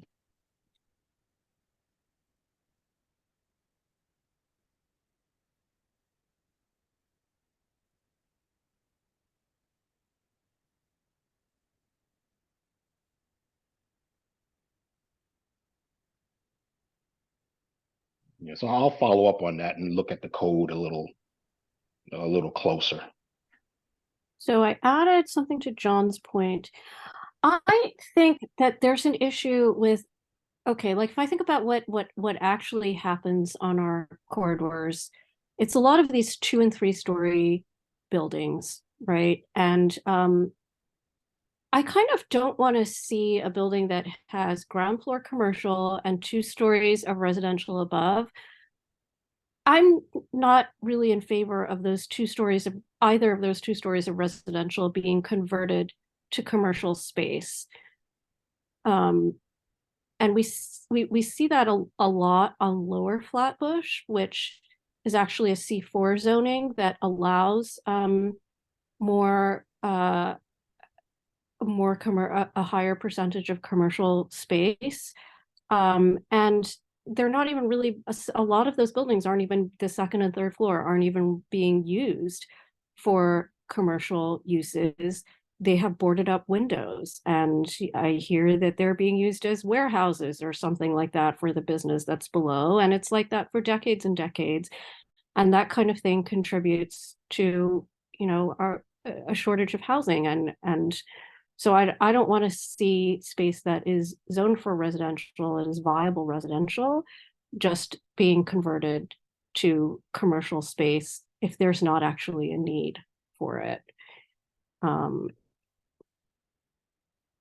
You know, I think that in like part of the debate that's going on right now is in like the Midtown commercial districts. A lot of these huge office buildings are no longer fully occupied as offices because of remote work. It's expected that a lot of that space, which is millions and millions of square feet, is going to stay empty over the long run. And so the owners want to convert that to commercial, to residential. And so allowing more mixing of commercial and residential on the same floor, or, you know, maybe on, you know, in different configurations than what we have in CB9 might be necessary, or it might be desirable, or it might be perfectly okay, like John says, in these big buildings that have separate entrances, that might work. But I think this goes back to the issue that people were stating before, that different districts have very different needs. And so I think, like, specifically for our C1 and C2 districts, this isn't very helpful. But, I don't really have a comment on the higher, these high density office districts or, like the C4 districts. I think although I do see an issue, I think we probably have to let those community boards address that for themselves. Somebody's. I have something to add, but I see that Nicola and John. Regina have also raised their hands, so I'll let them go first. Well, Okay, Nicola? I was gonna, I was gonna piggyback on what you were saying, and John joined late, so he missed part of our conversation in which we were saying, no problem. It's just that we were saying that the examples that we're giving and the feedback is we're trying to tailor it specifically to CB9, since this is what we know, and people had concerns about trying to speak for what may work or may not work in other districts. So this type of building that you're referring to, that would have the ability to have separate entrances and exits and elevators, commercial, we don't really have that here, in that I'm aware of in CB9. So I'm not sure if I'm comfortable speaking to the fact that this would be a viable configuration. Since that's not what we're doing, we're trying to focus on feedback and justification as it relates to Community Board 9 and our experience here and localization here.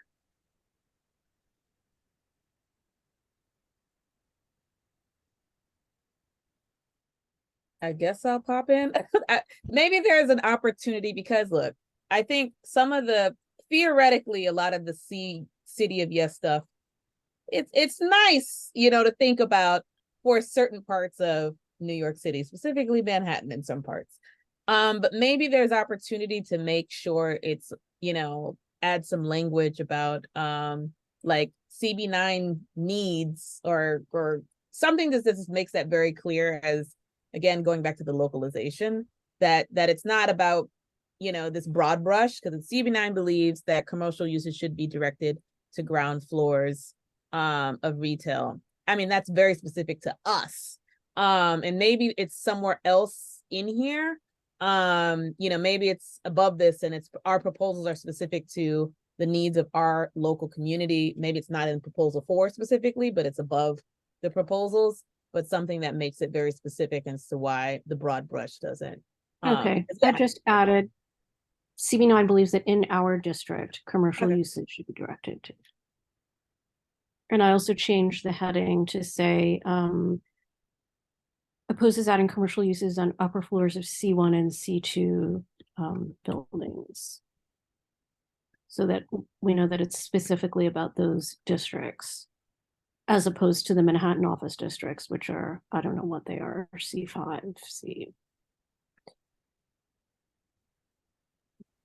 Okay, and then C8, since it doesn't include residential, then this wouldn't pertain to a C8 district anyway. Correct. No, I mean, the C8 district would remain non-residential under this proposal. Right.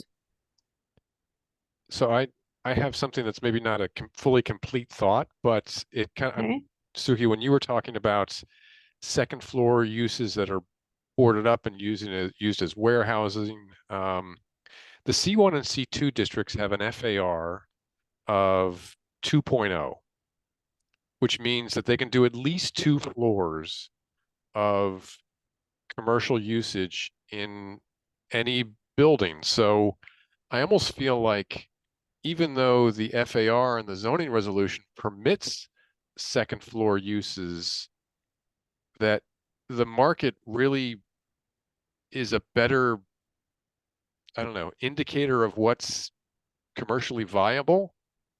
Again, I don't have a fully formed thought on this, but the C1 and C2, they have a 2.0 FAR. So second floors are permitted to be non-residential as of right. So I don't know if that's helpful for this discussion or not. Yeah, so like, for example, you could, as John says, have a 2-story building on one of the avenues where both floors are commercial, and that's currently permitted. The question is, should we now allow a story of residential on top, because the current code does not allow residential, anywhere above those 2 floors of commercial. I don't think that makes sense. On the other hand, if you have a situation where you have, 1 floor of commercial and 2 stories of residential, I don't think I would want the 3rd story of residential converted to commercial, which is what the new proposal would allow, right? For the reasons that we said, there's issues of not having separate entrances and exits. We'd like to preserve the existing residential space as opposed to allowing a commercial conversion. I mean, if the market is saying that we don't need residential space at all, then let's just do away with the housing opportunity proposal right now. That's not the point that I'm trying to make. I'm just saying that there is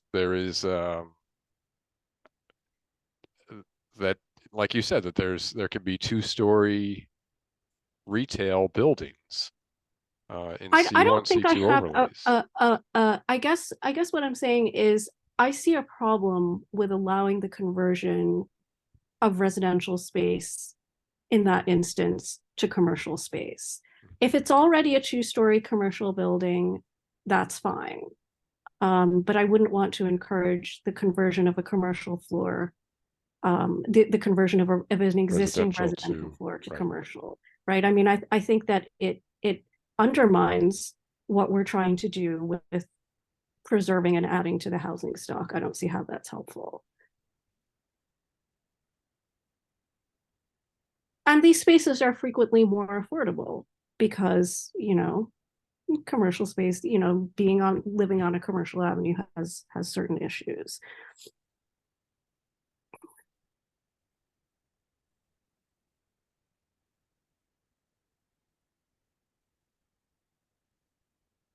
Regina? I think Andrew had his Andrew Okay, can go Andrew? first, then I'll go.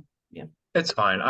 Two quick questions. The first, I want to make sure, is the proposed slideshow or the actual zoning text proposal, does it make any distinction between rehabilitation and adaptive reuse versus brand new construction? Because it seems like we're only talking about like the existing thing, and as we imagine it, somebody's going to come in and change it and not demolish and rebuild. I want to clarify, and then if that is a concern, you can put that in as a bullet point.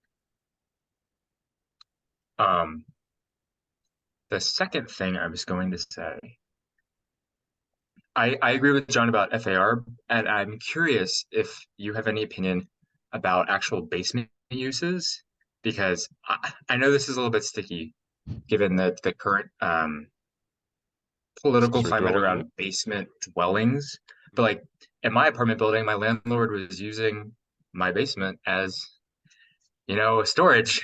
And he stopped doing that because somebody yelled at him from the city, and now it's just empty, even though there's a business on the ground floor. And they sell all sorts of things. I'm sure that they have to store that somewhere. Well, so maybe we should get really into the weeds and talk about cellars versus basements. I can make a comment because I actually am. I had to go through the process with this. So 2 comments. Okay, so the basement issue, like for me, I had to bring surveyors out to prove it was a basement versus a cellar. So on my COE. So there's that, but that's something, but I do agree with maybe there's a point that maybe a bullet point for Andrew's point, because what I've been seeing, because again, I'm the walker of the town, and what's happening is a lot of homes, I will say affordable homes, so single family, 2-family, whatever have you, especially in our part of what I've been, honestly, everywhere, they're demoing things and then building up new structures.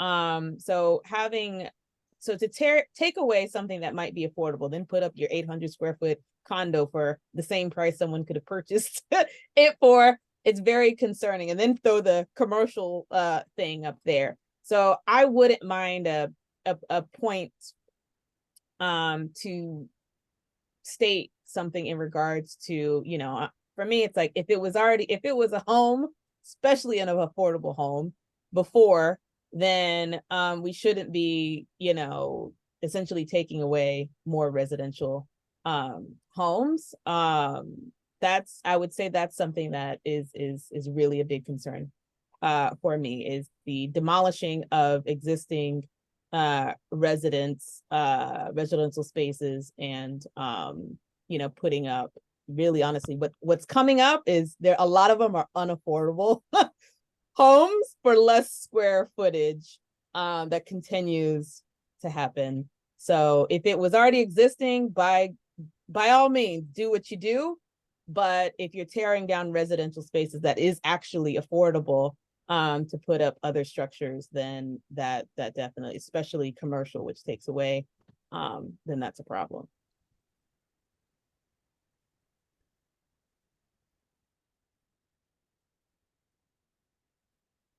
Okay, so I just added the line, we oppose the conversion of existing residential space to commercial space, which I think fits in with a lot of what we're going to say later as well when it comes to the corner stores.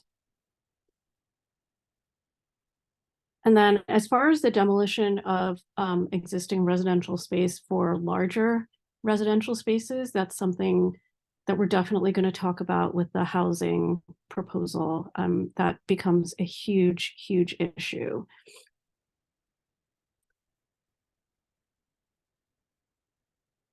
Anybody else?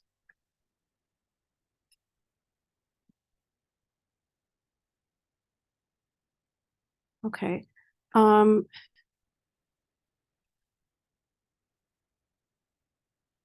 Committee, are we ready to vote? Esteban?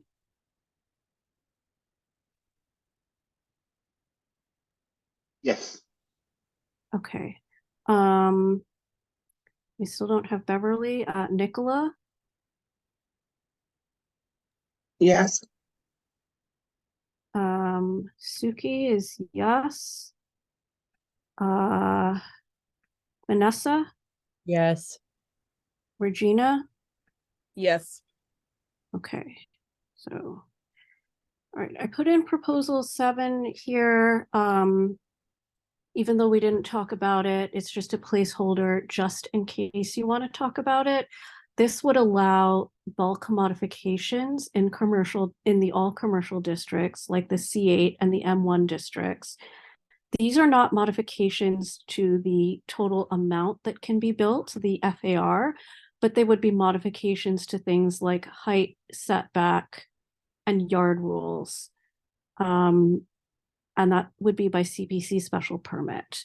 So are there any specific concerns? Like, I know some of you do live close to these C8 districts or the M1 districts. Are there any specific concerns that you're already having with these commercial buildings? Anything that you think should not be allowed?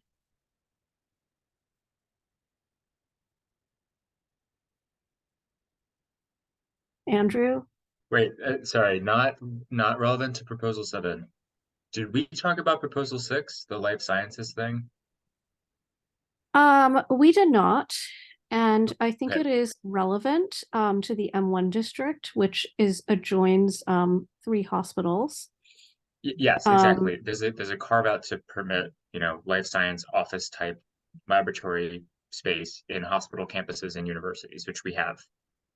So one issue that I have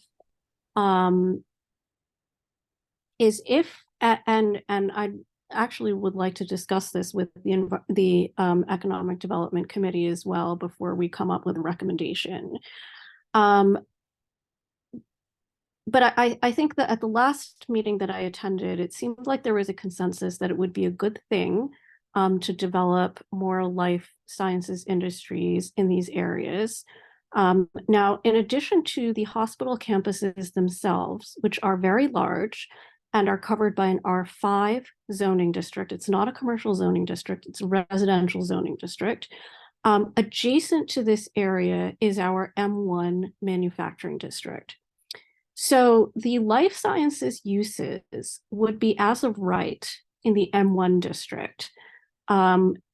at one point there was a plan by the I think the head of SUNY Downstate that he was going to develop like a biotech park or something like that in this area. And he went around and bought up a lot of lots in that M1 district.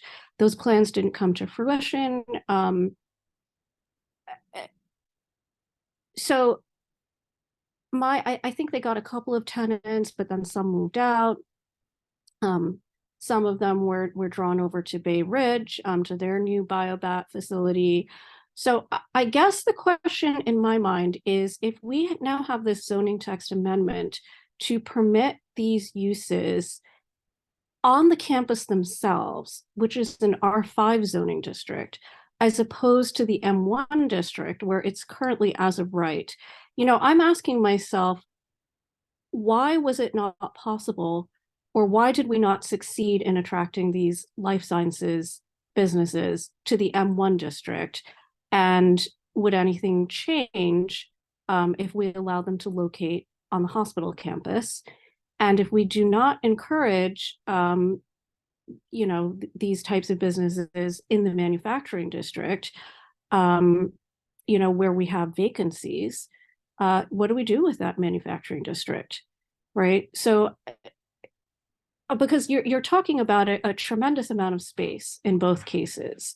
And so it's really a question of where are we better off having it? And is the zoning really the issue of why we can't attract these businesses? Because I had a number of conversations about this with people. I remember asking Warren, and he was like, I really don't know why our district has not succeeded in attracting these businesses, even though other districts have.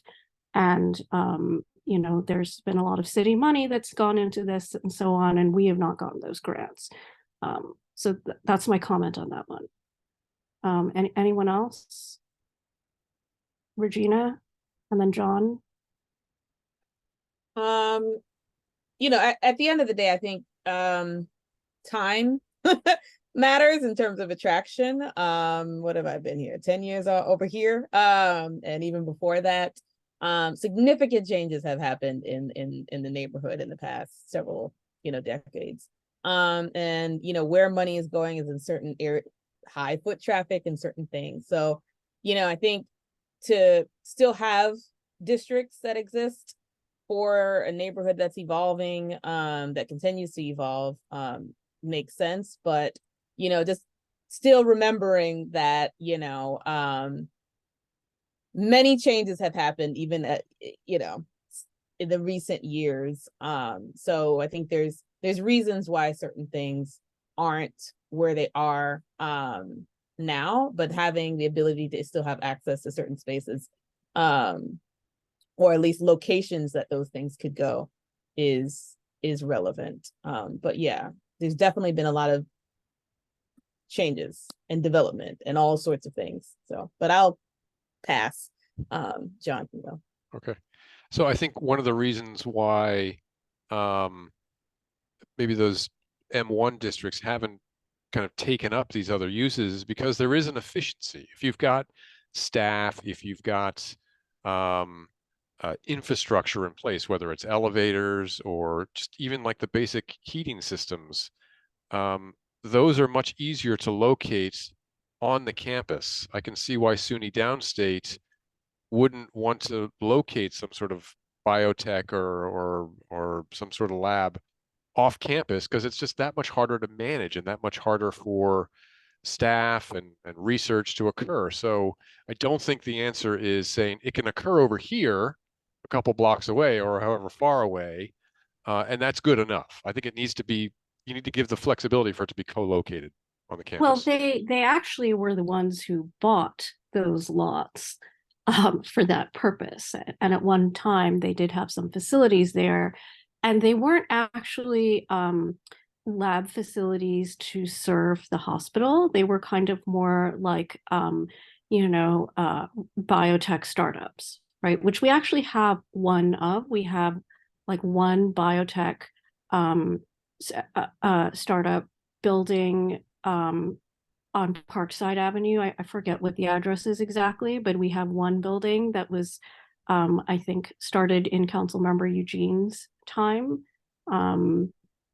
and they're not, some of them, I guess there probably is some interaction with the hospital or some mixing with hospital staff, but they're not per se hospital labs. Like it's not a blood testing lab for hospital patients, for example. But that's, I think that's a relevant point that, there might be convenience. It might be more convenient to be located on a hospital campus.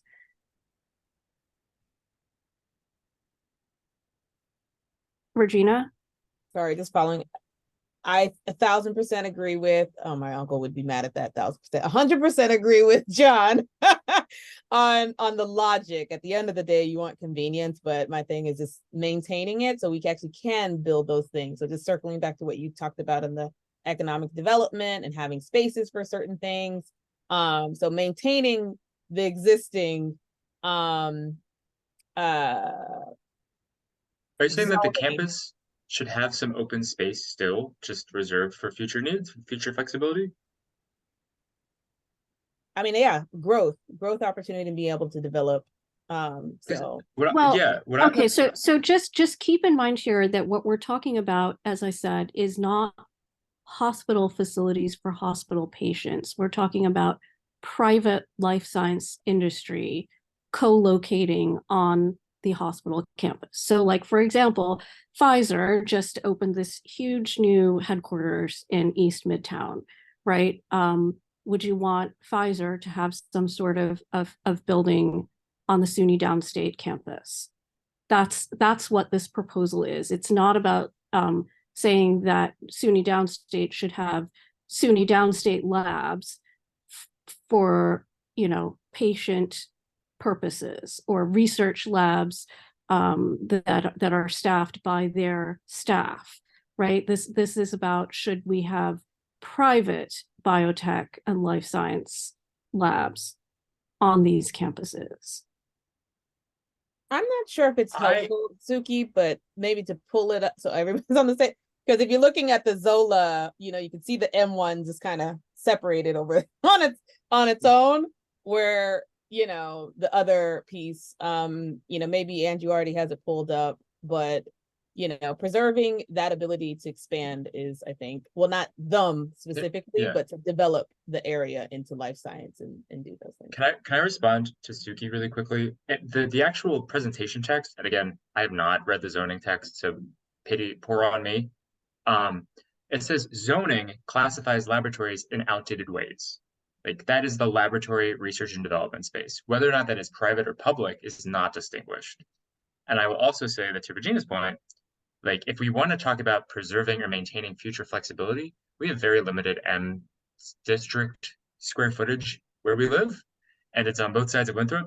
And I think that the majority of our M district is either a school or a DSNY parking lot, which leaves very little actual buildable. No, neither is in the M district. They're both in residential, which is part of the problem. Well, I mean, the school is not a problem in the residential district, but the sanitation garage is a perennial sore point.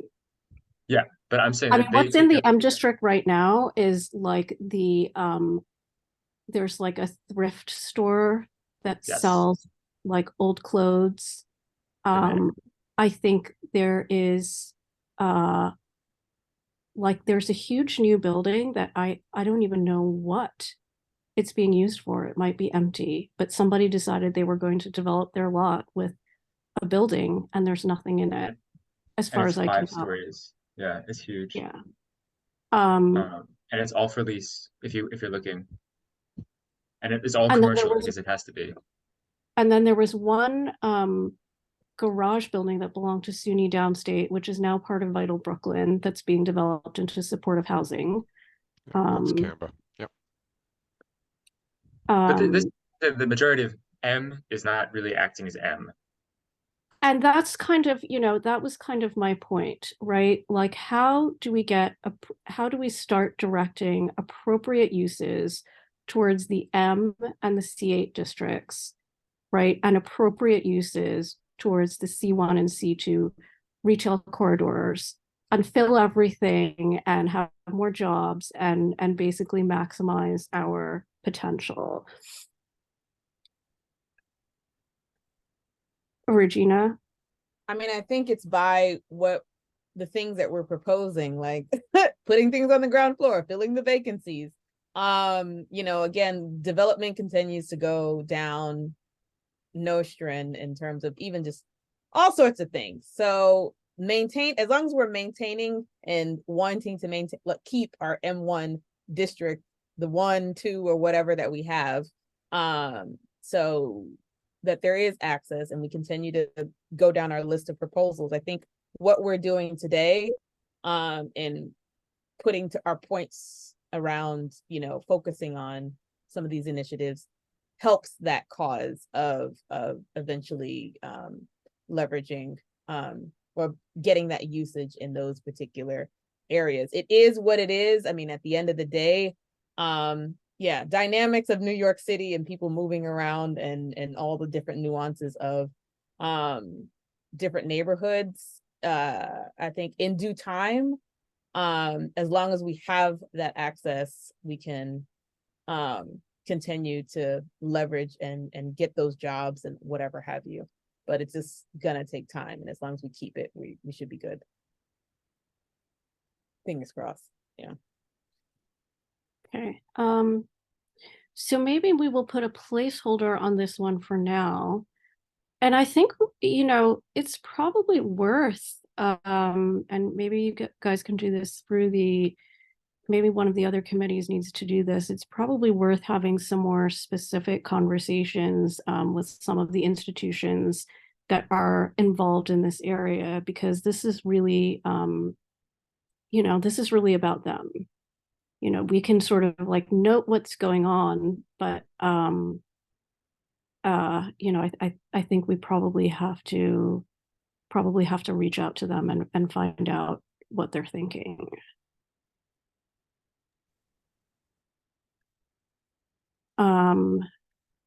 Okay. All right. So proposal 8, CB9 opposes. There's a hand, Suki. Oh, sorry. Whose hand was raised? It was mine, Renee and Celia, and I think it's to your point, Suki, that I don't think anybody in this chat is on the administrative level of a hospital to better be able to understand why you wouldn't want a bio research company inside your facility. There may be conflict of interest from a commercial perspective, as opposed to trying to take care of individuals.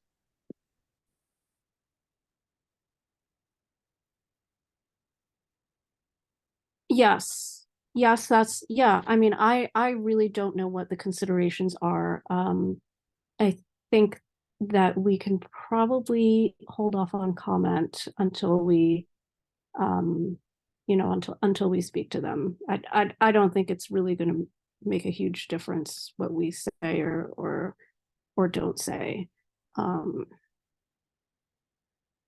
Okay, so the proposal 7 was bulk modifications in the C8 and M1 districts. Again, I want to note that this is bulk modifications other than FAR. It's things like height, setback, yards, and so on.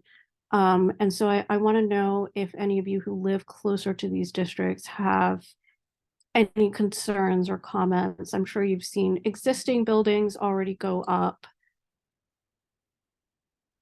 Do you have any comments?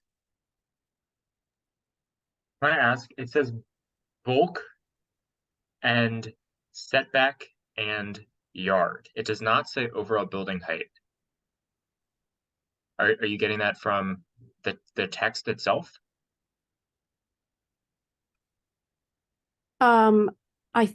Yes, I think I remember that. But in any case, these districts do not have explicit height limits. Really? I did not know that. So, you guys may be interested to know this. But Bay Ridge is the only district in the city that has a height limit in C82. They have their entire district is like a special zoning district. And so they decided they wanted height limits. So they have it, but nobody else does. I mean, these facilities have a very low density, and just like last time when we were talking about it, we said generally speaking, they're not big towers because that's really not kind of appropriate to the uses there. But they can be large. I mean, some of them are the equivalent of like, 5, 6, 7, 8 stories. So Sometimes Suki, they have- I'm in the manufacturing regs right now in the zoning resolution, Article 4, Chapter 3, bulk regulations. And it's not, I mean, what the way you're characterizing this is, I don't know, there's like a maximum front wall height, and then there's a sky exposure plane above that maximum height. And if you go far back enough with your building and you're within that sky exposure plane, it's just simple geometry and section. Yes, you can go up higher and higher. But these sorts of manufacturing uses, they really are better at the ground floor. You wouldn't do like a multi-floor manufacturing building because it just doesn't, it's not the way these uses get built.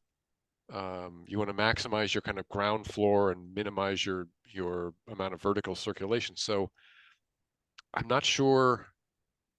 Well, that's exactly what I was saying, John. I agree Yeah. with you completely. Okay.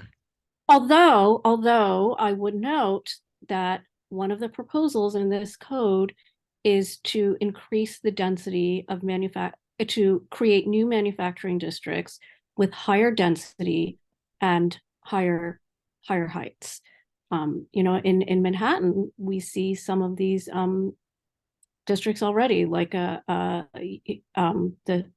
lot of these famous landmark districts in Manhattan were originally factory districts. The Flatiron building was a factory building. Of course, we don't do that anymore because people jumped out of upper story windows when there was a fire. Well, that's more about means of egress and life safety Yeah, as that's opposed to like that's the just an building aside. usage. It's really Yeah. it's not common anymore to see very tall manufacturing buildings, but they do exist. And the code actually wants to introduce higher density and higher height districts to allow them to be mapped where people think it's appropriate. I'm sorry, I don't know more about this proposal, but is it a special mixed use district that they're proposing? No. Okay. It is going to be higher density, right? Like right now we have M1 and we have M2, and then there's like M5 and 6 with higher density manufacturing, but there's nothing in between with like a 3 and 4 FAR, but it's going to be for manufacturing only. And I'm not sure, I don't know enough about who's asking for it or what's behind it to comment at this point. Again, I think this might be something better discussed at the Economic Development Committee. So what do I If move there are on? people who,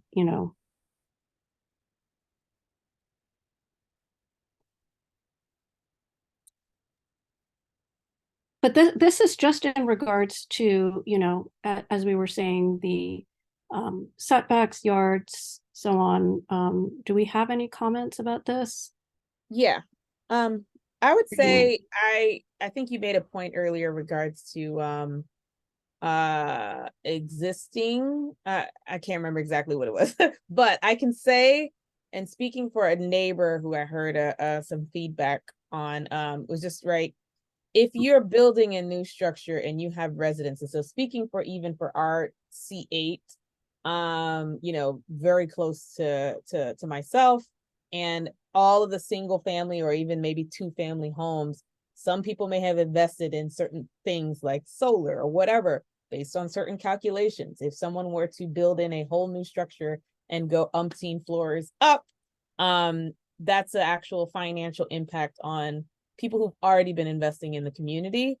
If it's existing, that's one thing, but that point in regards to just the ability to come in and go to, and I think the comment we made maybe last month is, at the end of the day, we don't know where they're going to take this, right? If you if you give too much of a rope, it might be typical for one to build X in general for whatever reasons.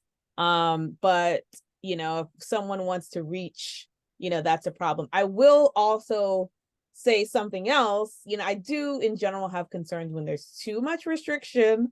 San Francisco, let's say that, we all know about, some of us know about that, and the restrictions and heights and all the different things. And that's why it's even more expensive than New York City. But I think it's just a matter of really going back to our localization piece of it, and making sure community is involved. So being that point that my neighbor made about solar, that impact of someone acquiring a property, because we have some vacant properties in our C8 over here, and I've seen structures go up. It does impact some of these homeowners who have maybe invested in such things to have some cost savings down the line. So community board should be involved. Okay, so do you see I just added your comment here? CB9 residents adjacent to C8 and M1 districts are already negatively affected by taller buildings, impacts on light and air, solar panels. Celia? Yes, I'd also like to add, piggyback on what Regina is saying, because if the resident does gardening, so on and so forth, they're being affected by the reduction of light. Okay, so I'll add here backyard gardens. And even community gardens that might exist, that came up in a different meeting. Okay, I'll add community gardens. Anyone else?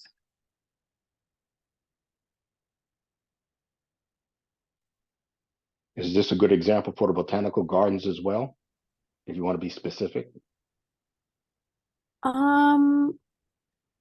I don't think the Botanical Gardens is close enough to the C8 district on Empire. Well, actually, that's not true. There is a section of C8 that's very close to the Botanical Gardens. It's the drive-through. That's C8. Yeah. Backyard gardens, community gardens, Brooklyn Botanic Gardens.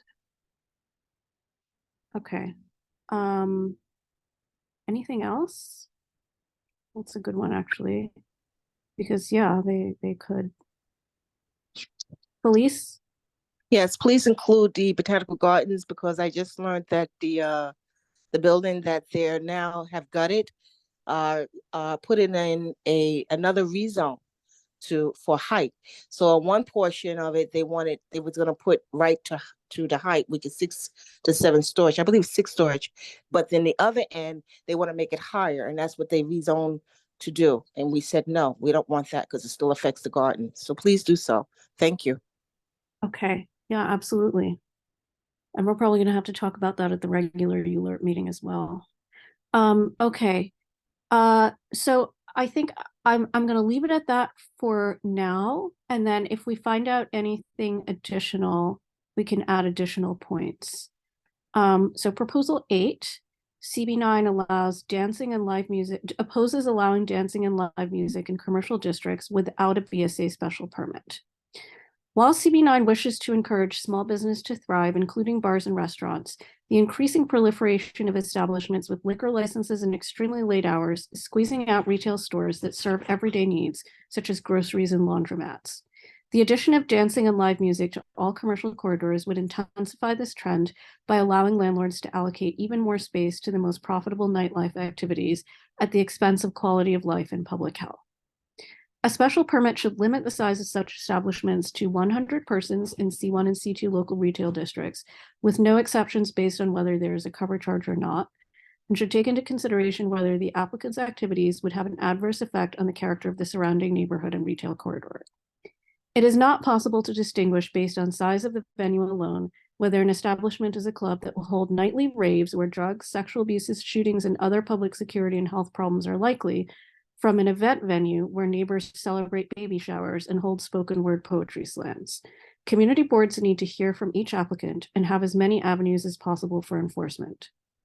The special permit should be the one currently required in C1 areas only, which addresses noise, traffic, and neighborhood character, requires a joint application of the building owner and the business owner, and may prescribe mitigations for such impacts. Our C2 and C8 areas are also adjacent to homes or below apartment buildings. The SLA license process looks primarily at concentration of liquor licenses and distance from schools and churches.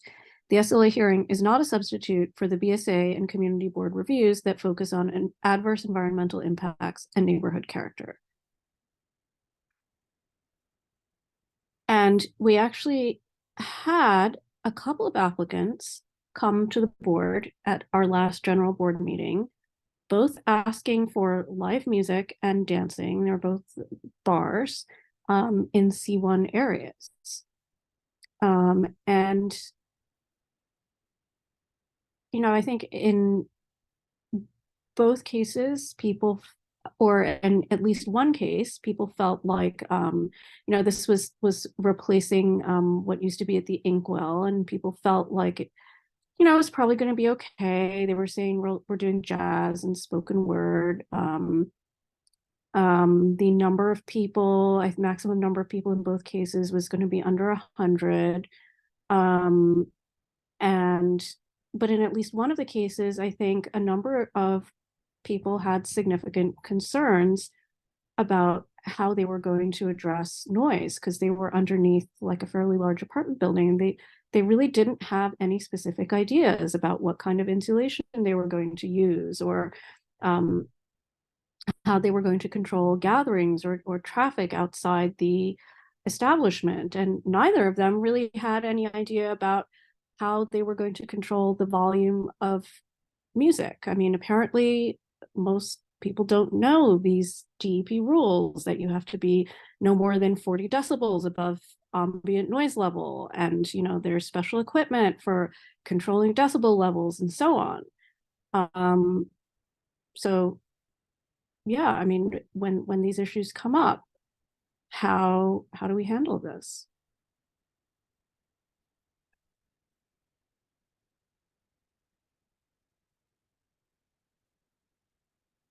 Do we just let it go up to the SLA because we said yes to the SLA licenses? And, you know, if we remove the special permits, that's it. You know, there's nothing more to be said. They're going to do whatever they're going to do.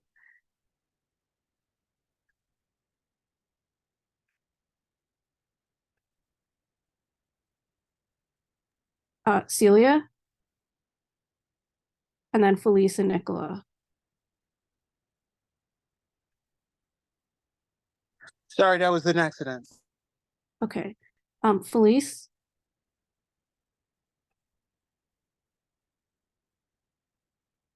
Felice.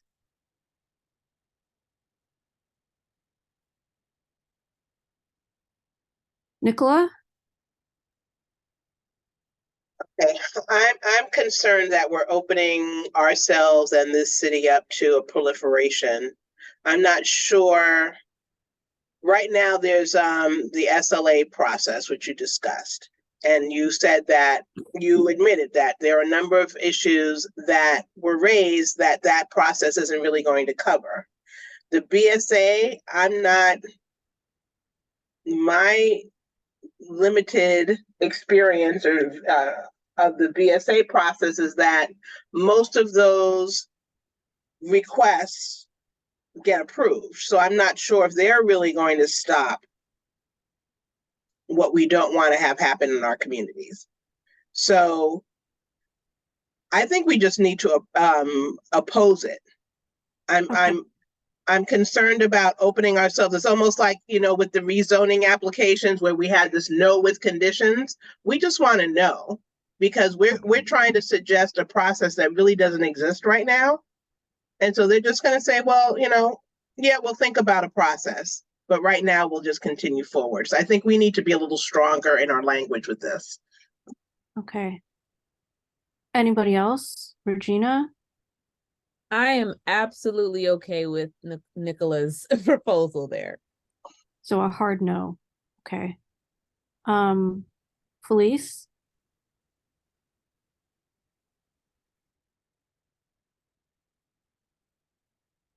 Felice? Yes, hi. Did you Hello? have any comments on this one?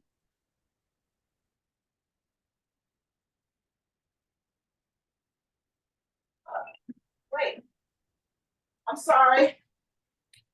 Hello? Yeah, Felice, did you have any comments on the proposal to allow dancing and live music in all commercial districts? Your think hand that- was raised. Oh, I'm sorry. I think there should be always a parameter and what we let run free. I enjoy dancing, I enjoy music, but we have to also consider the tenants, the mothers with children, the elderlies. Okay, so yeah, that's my comment. Thank you. So let me just be clear that right now, the code does not allow dancing in eating and drinking establishments anywhere except in a manufacturing district. And there have been a lot of calls to change that. So that's where we are right now. Okay, I'm with you. So my initial proposal was that we allow it with a special permit. Nicola and Regina are saying that we shouldn't allow it at all. Where do you stand on this?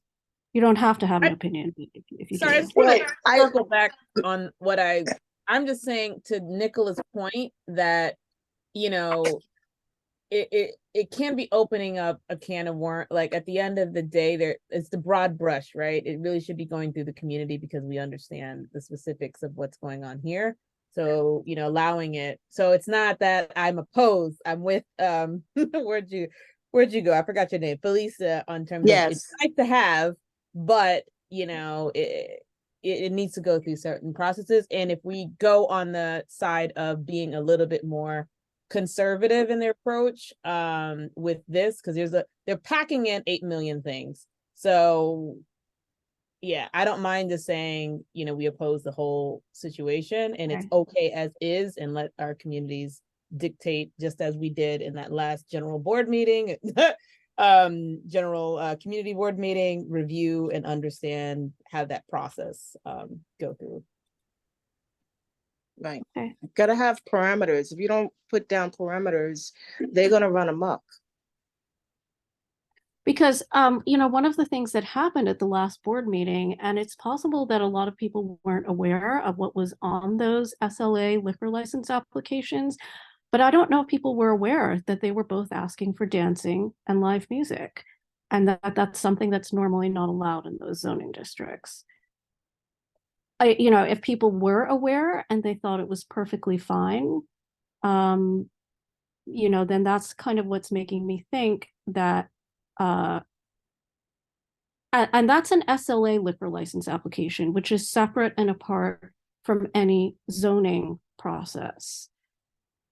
So, you know, the thing that I'm asking myself is if our board members are generally okay with dancing and live music, but we think that there should be some controls, what's the process to implement that? You know, because if we just say absolutely no, and our board continues to vote through liquor licenses that ask for this without any controls, like, you know. But should we be the ones defining the process, or should we say there needs to be a firm process that requires community approval to move forward? No, because X, Y, and Z, or, you know. Okay. Okay. All right. So anybody, all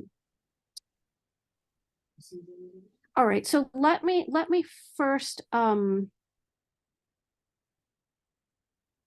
Nicola, do you want to take a shot at kind of at an alternative position for us to be taking? You know, that's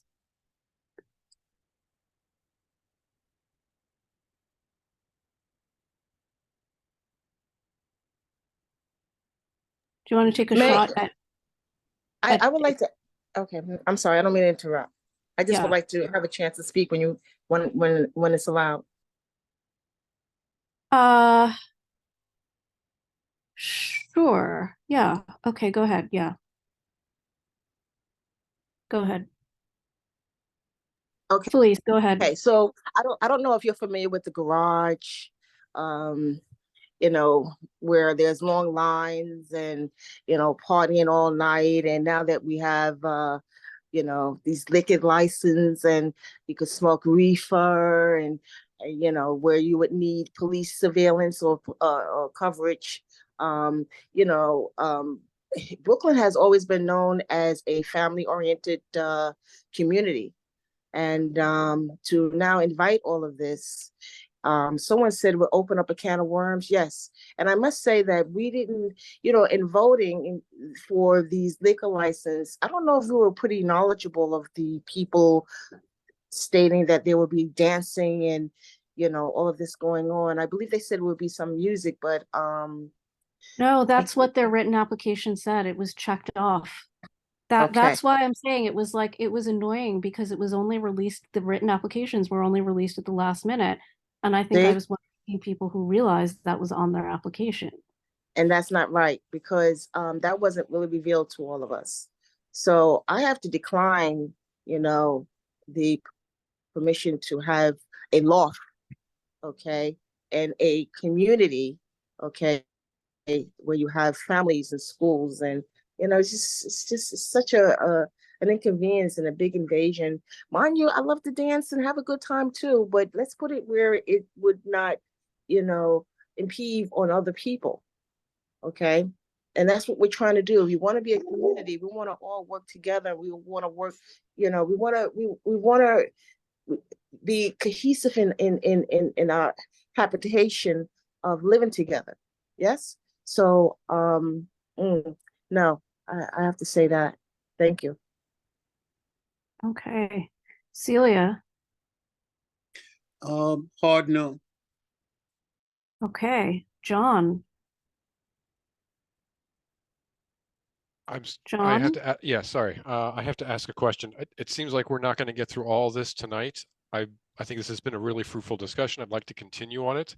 I got to go walk the dog. I'm taking a page from Regina's book. I'm going to go do some walking with the dog. When is the next meeting? We haven't scheduled it yet. Okay. All right. Then I'll keep my eyes on the calendar. But it was good talking to you all tonight and have a good night. All right. Thank you for coming, John. Okay. Yep. Bye. Rod? Rod is a hard no. Okay. Regina? If in the rewrite, if you want to justify more reasons, is you know, existing homeowners or even just residents, apartment buildings, they're not, you know, they may not even have the capabilities of having the soundproofing appropriate. And I think you put it somewhere else, but they're not appropriately set up to counter some of those things. So there's just a long list of reasons why it doesn't make sense to have a wide open opportunity. Let me ask some of our committee members who haven't spoken yet. Vanessa and Esteban, do you have opinions about this? Oh no, we lost Esteban. I'm still here. Yeah, I'm a no. I mean, there's some sort of situation near me that goes on Saturday night sometimes that wakes me up, and it's the worst thing ever. And I wish that upon no one else.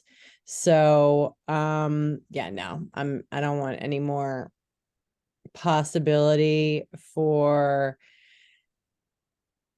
noise at night. I just don't. Okay, so here's how I'm going to change it. CB9 opposes allowing dancing and live music in commercial districts. I'm going to get rid of all this stuff about special permits.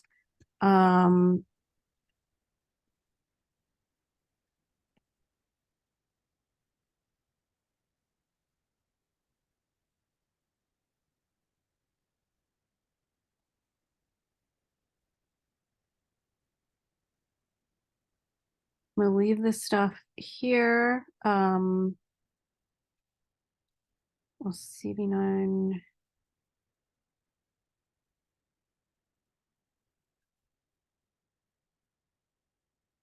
Okay, so I think we should probably just say why, which is, and primarily the reasons are, what do you want to give as the reasons? Noise. That's a big one that I'm hearing. Noise, traffic, Traffic, right? sidewalk congestion with the long lines to get into the establishment. Yep, I think we have an issue with garbage and stuff already, so bringing in Mhm. people from other neighborhoods to just trash up our neighborhood is not gonna help. We are Okay. primarily a residential community. Yeah. And Definitely that. there always tends to be raunchy and lawless behavior when it comes to alcohol use and marijuana use. We already have a proliferation of illegal, what are they calling, smoke shops throughout our community. We Agreed. don't need dance clubs to go with them. The existing infrastructure doesn't support such. No.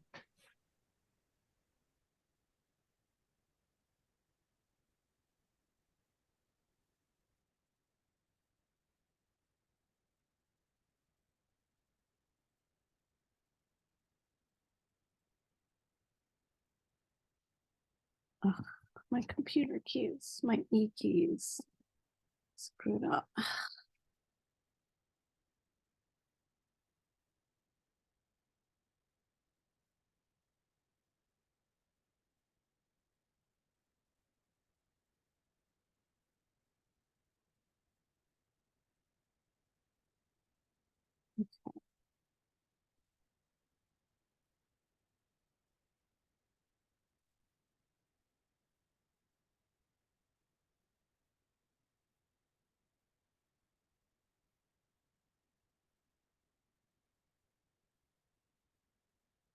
Okay, so here's what I've written.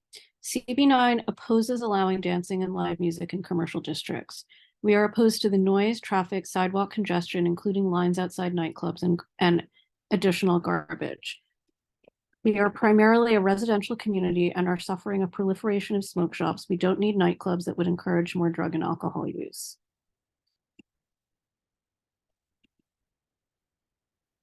Okay, I'll eliminate this paragraph. Our C2 and C8 areas are also adjacent to homes or below apartment buildings. The SLA license process looks primarily at concentration of licenses and distance from schools and churches. The SLA hearing is not a substitute for the BSA and community board reviews that focus on adverse environmental impacts and neighborhood character. Does that feel like it's better?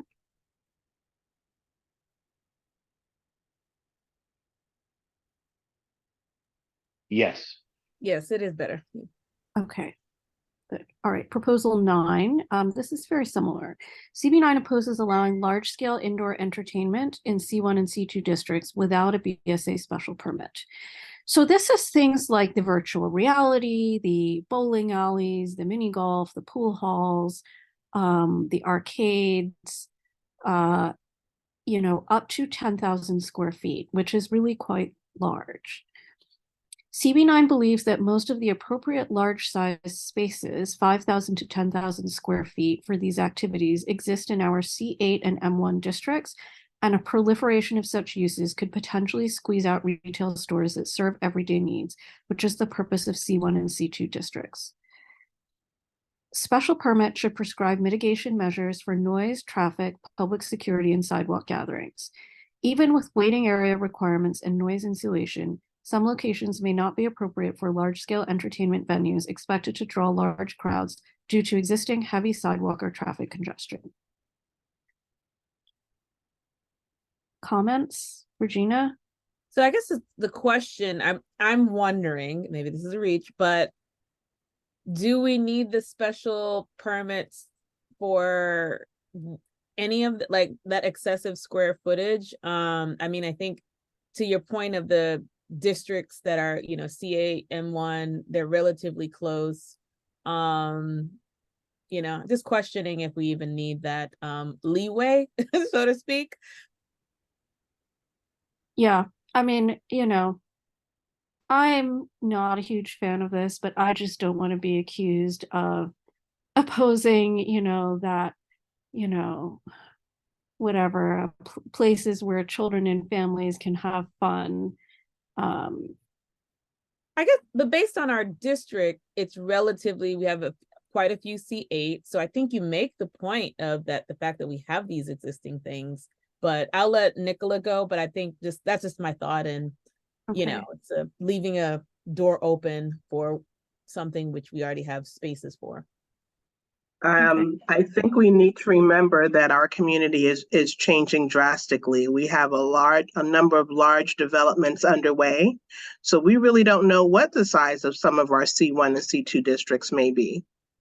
I give you the development where the Associated was on Nostrand Avenue as an example. I'm not sure how big that retail space will be. Franklin Avenue again.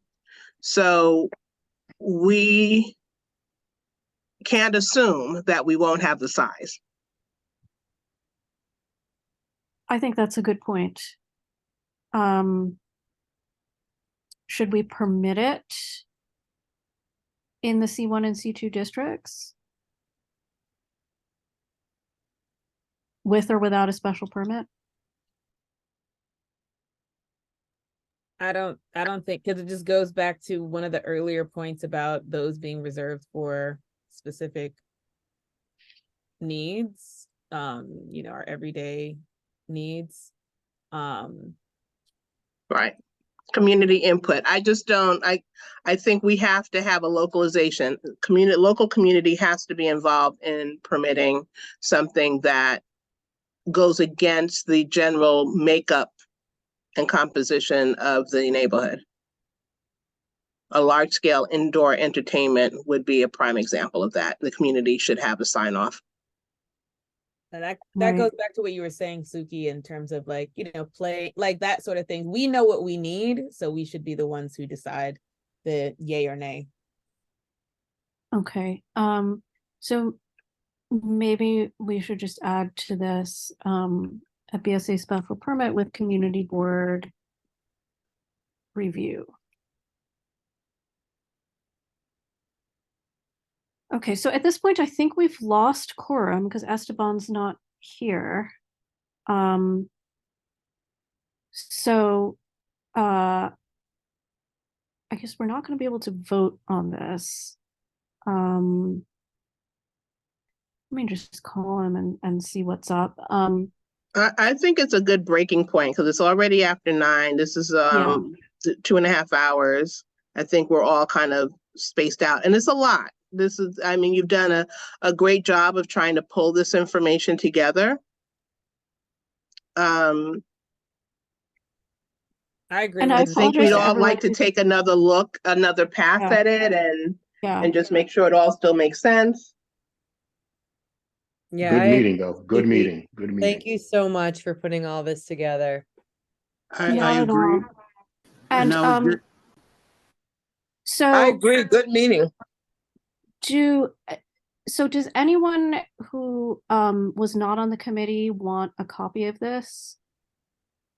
Yes, I do. Me too. I Okay, would also. so email copy. Mia, email BK09, and she can send you a copy. Thank you. Mayor, I would like a copy, Just please. send her an amended copy with some of the changes that I've been making. Sure thing. Everyone, email your request to the board. We are closed tomorrow for election day. But by chance, if I do log in, I'll send it over. Oh, okay. And I want to add one more really important thing, which is at the end of the zoning text amendments, they threw in all of these special permits that would give the ability to completely remove any remaining environmental restrictions, size restrictions, whatever, that they put on the you know, the retail businesses, the manufacturing, whatever that they want to allow in our retail corridors. And they're going to allow hotels inside the C1 districts by special permit, Somebody raised a concern about hotels and homeless shelters at the last meeting, so I just want to point out that that is now on the table. You know, outside of the major shopping centers, these hotels are not likely to be tourist class hotels. They are likely to, you know, become homeless shelters. That's what's happening on Hotel Utica, if anyone wants to Yeah. look it up. And then we haven't even gotten to the housing changes, which, I mean, they're basically getting rid of zoning. They're getting rid of any differentiation in the zones. And I want to really emphasize to all of you who are here, look up and see what zoning district your house is in. I guarantee, or your apartment building, I guarantee that most of you are in R6 districts. Some of you might be in R7 districts. Even those of you like myself who are in R2 districts might be fairly close to these R6 and R7 districts. These districts are slated for the largest upzonings of any zoning districts. City planning is telling people in the public presentations that it's only a 20% increase in all zoning districts. That is not true. R6 is going to get a 75% increase. R7 is going to get a 45% increase. This is going to allow developers to buy and knock down all of these houses and put up these 8-story, 12-story condo buildings. So you have to fight this with everything you have, or the entire community will be wiped out, and most of the city will also be wiped out. It'll be adding millions of units of housing. This is really not a joke. Okay, I mean, the only thing that's a joke is city planning's proposal. Like, nobody will be able to drive anymore. I don't know what, you know, is going to happen. You have to stop it. You have to fight it. It's a really insane proposal. And by the way, the mayor has said that he's looking for 100,000 units, not 1 million. So this is really completely unnecessary. There's probably already 100,000 units permitted. There's just absolutely no need for any type of upzoning.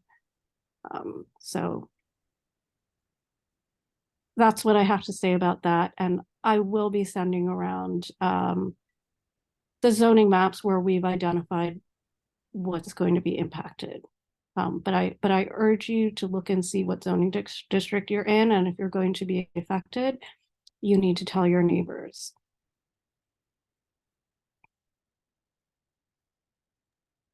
There's some hands up. Very good point, Cookie. Okay, hands. Yeah, Celia and Renee. No, I before we close out the on the last one, we'd move forward. I just with or without permit part, I had a problem with. I feel it should be with permit.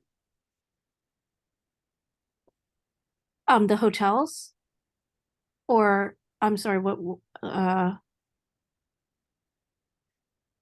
The large scale indoor entertainment. That correct. I believe it should be with permit. Okay. Not with or without. Okay. Okay, that makes sense. Andrew? Hi. When we do eventually get to this, I just want to make sure that like proposal, I think 12 and proposal 11, which are skipped, is that whenever we get to it, like, is it because we generally support them or because we don't think they're relevant?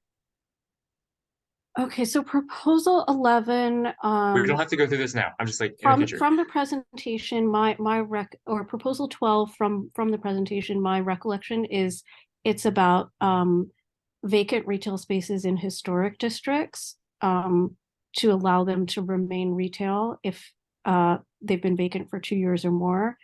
I do not think we have any retail spaces in historic districts. They've just never granted historic district status to anything that's mixed use in our district. But if you want to, if you have comments about it, if you want to discuss like why you think this is being proposed, Yeah, go ahead, What- as long as yeah. everyone's here. No. The historic districts are what, Lefferts, Parkside. What else we got? It's Um, Lefferts Manor, Parkside is the new district, Chester Court, and Ocean Avenue. Let me go through. It's very minor. I just generally think that like if we are going to propose this to the big board or to DCP in general, like it can't just be hate.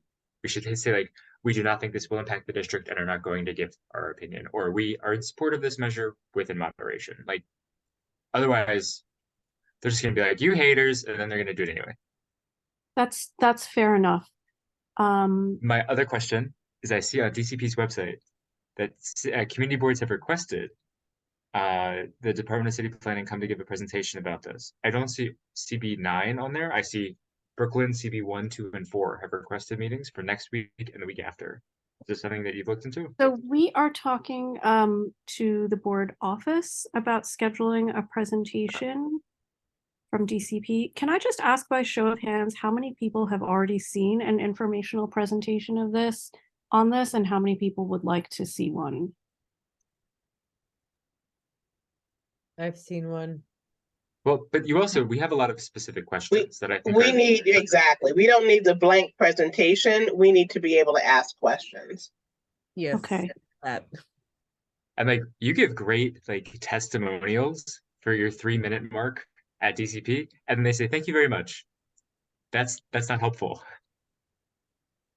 Okay, so why don't You we know they're not listening. schedule, No, I so just, why like, don't we A forum look where to they have to have an schedule a answer. why don't we look to schedule a special session then?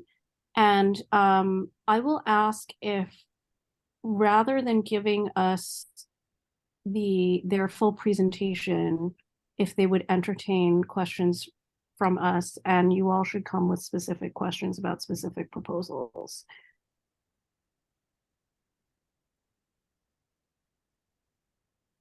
Does that Great. sound good?